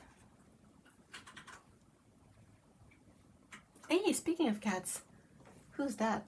That's the Fluffy Tea. We're having a visitor. I saw a cat walk on the front lawn.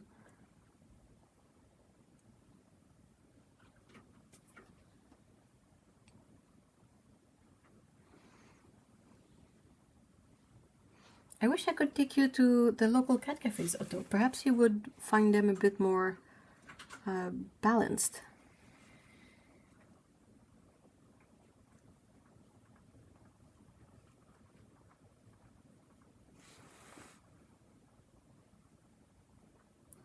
Oh, the cat visitor. That was Fluffy Tea. Short for Fluffy Tabby, aka one of those we do not know the name of, but that's their current nickname.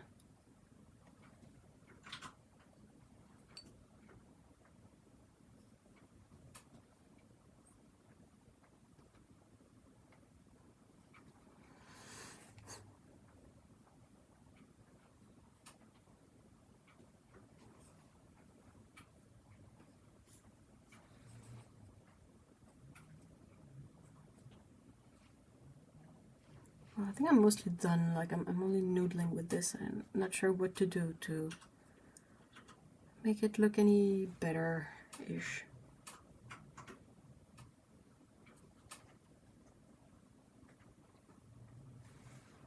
So I'm gonna try something instead of noodling with this endlessly. Okay, bear with me. It might be a bit difficult to set up, so I'm gonna put my hand over the camera just so it's not all weird and strawby and annoying, and I'm gonna try to get Pico on camera. Okay, give me a sec. Ouch. How can I get you on camera, my cute little kitten?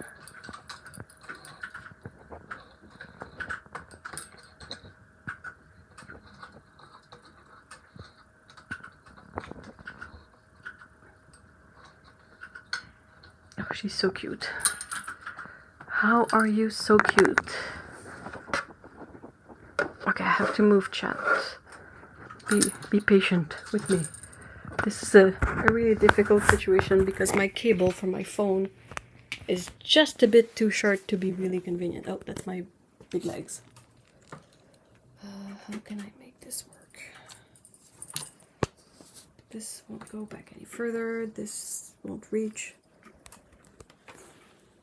Well, I mean, she's there. Oh, I know. No, I can't. How? Kitty. There you go, kitty. Pickle.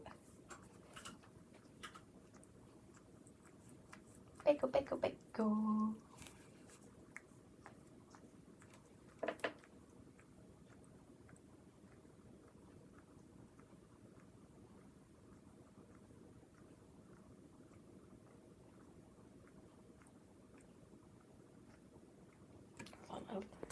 Let me see if I can, because she can move. My phone is really the issue here. Apologies for the very ugly floor. You, miss, come with me. How about this? Ah, yeah, that's good. That's good. That's a good kitty donut.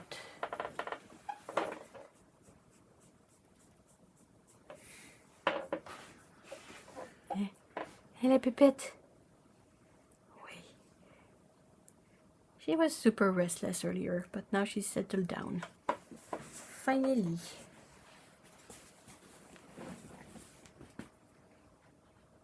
Oh, that's blessed. Everybody says hi, Pico.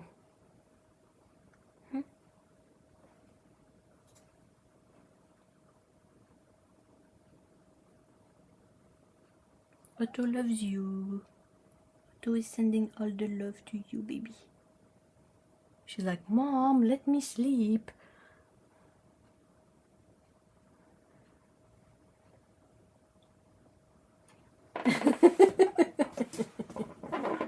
You're good, meow. Oh, that's good. Laura says hi. Hey, Laura.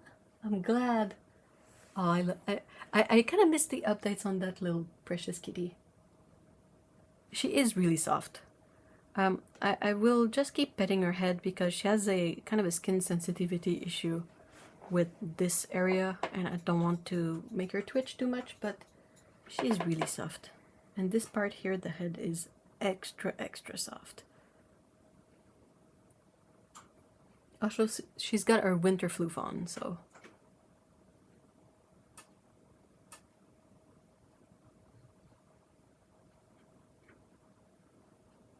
Is it like, do you have anything really soft, Otto? Look at Pico and pet the really soft blanket at the same time. You're gonna get the full experience.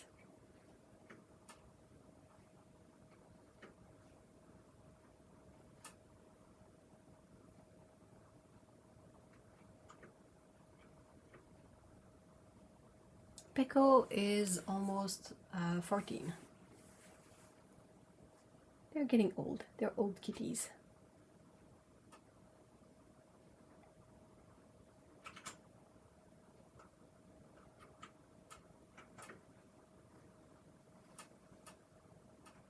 The tripping hazard meows at the house when he's out. Oh. Yeah, it's not, winter is not a great time for outdoorsy kitties. Mine don't go out. They're way too not savvy. It would be a terrible idea. Also, way too many cars. It's too dangerous. Hey, Mademoiselle. Hey, Pipette. You can tell she just wants to nap because she's not purring. She's like, Mom, let me sleep. Mom!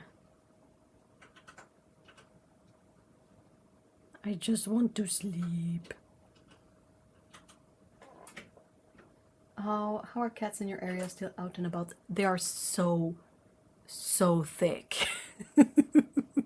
Oh, you should see Chaz at the moment. He's like, he's round. His face is a sphere. His body is a sphere. Our boy is thick and insulated. What? Hey, Mademoiselle Pico.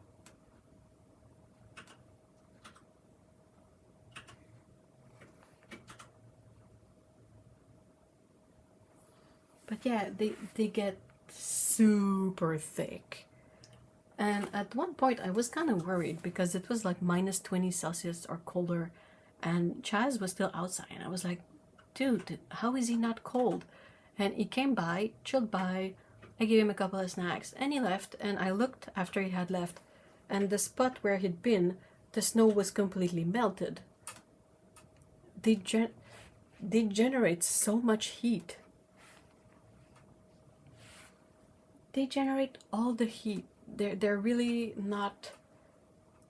It's hard to understand, but yeah, the cats that go outside, they get the the insulation, the blubber, and the fur for it.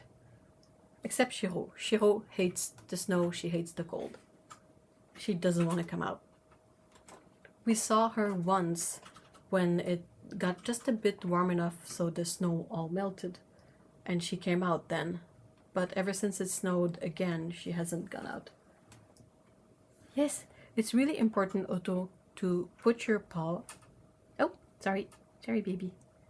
You have to put your little paw over your face when you sleep, because it helps keep the warmth inside and the light outside. A winter fit, yeah. My cat is strictly... Yeah, mine too, strictly indoor. The council has strict cat curfews because, yeah, that's also the issue. Outdoorsy cats, they're not the best. Blubber. Yeah, the outdoors cat, they get fat. They have to. I mean, it's minus 20 Celsius. They have to, build up some insulation.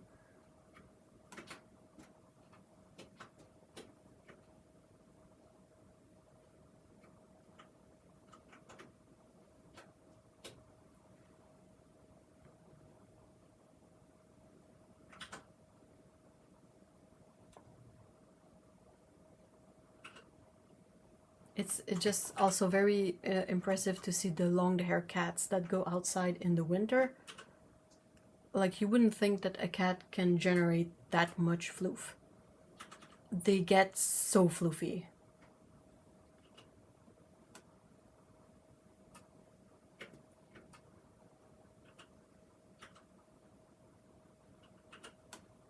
I could watch Peko for hours. Aww. Can I do a manual close-up?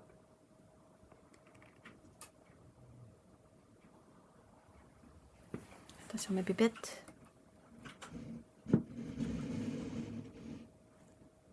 Nope. Other way around.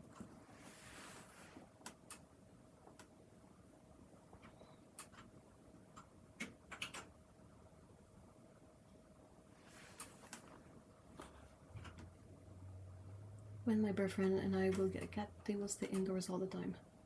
Maybe a catio. Yeah, that's safer for everyone. For the wildlife, for the cat, for the humans too, because I don't want to think about the stress of having an outdoorsy cat and something happens to them. My cat does go outside. We're at the end of the street, and after our garden there's just woods and field. But to be honest, I wouldn't let my cat outside if I was the one making that decision. My mom made the decision. Yeah, that's the thing. Like, they're still predators for cats, like foxes. And I mean cars, but yeah, even if you're in more of a nature area, they're still foxes. And depending on where in the world, you might have coyotes, other stuff. Anyway,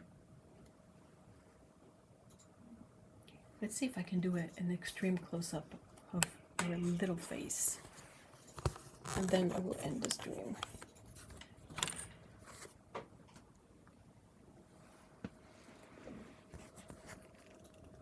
There you go.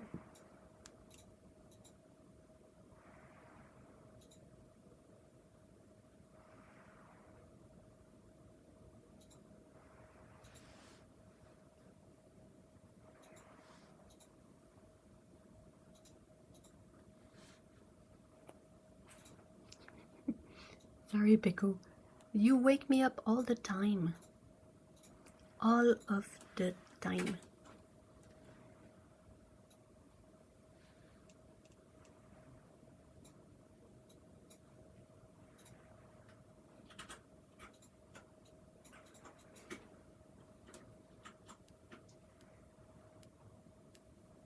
That's what scares me. My cat is not streetwise. Cars, yeah, same. And cats are somewhat. I mean, look at the cat. Not the biggest brain ever here. So their fight or flight response is not very good. Sometimes they will flee right into traffic, which is not good. Really not good.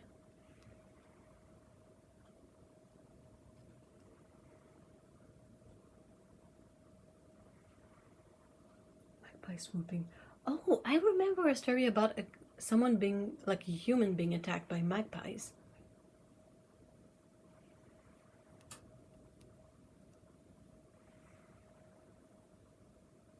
I once saw Chaz the cat being run down by a robin. Well, I didn't see it, but it happened. And it must have been so funny to see a cat run away from a bird that's like a fifth of its size. So yeah, cats are not the sharpest tool in the shed. They have the sharpest claws, but eek.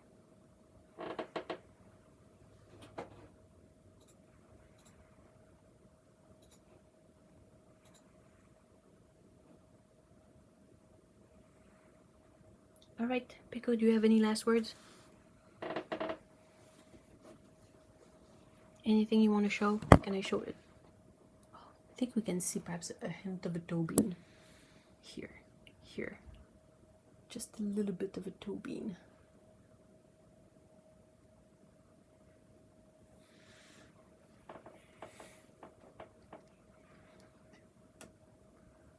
Yeah, a robin. I think the American robins are perhaps a bit bigger than the European robins, but it's still like not a huge bird, not an eagle, not a predatory bird, just a robin. And Chaz was running away from the robin, so yeah, he did very defensive, but yeah. All right. You want to say something, Pickle? Except leave me alone. I want to sleep. Like, Mom.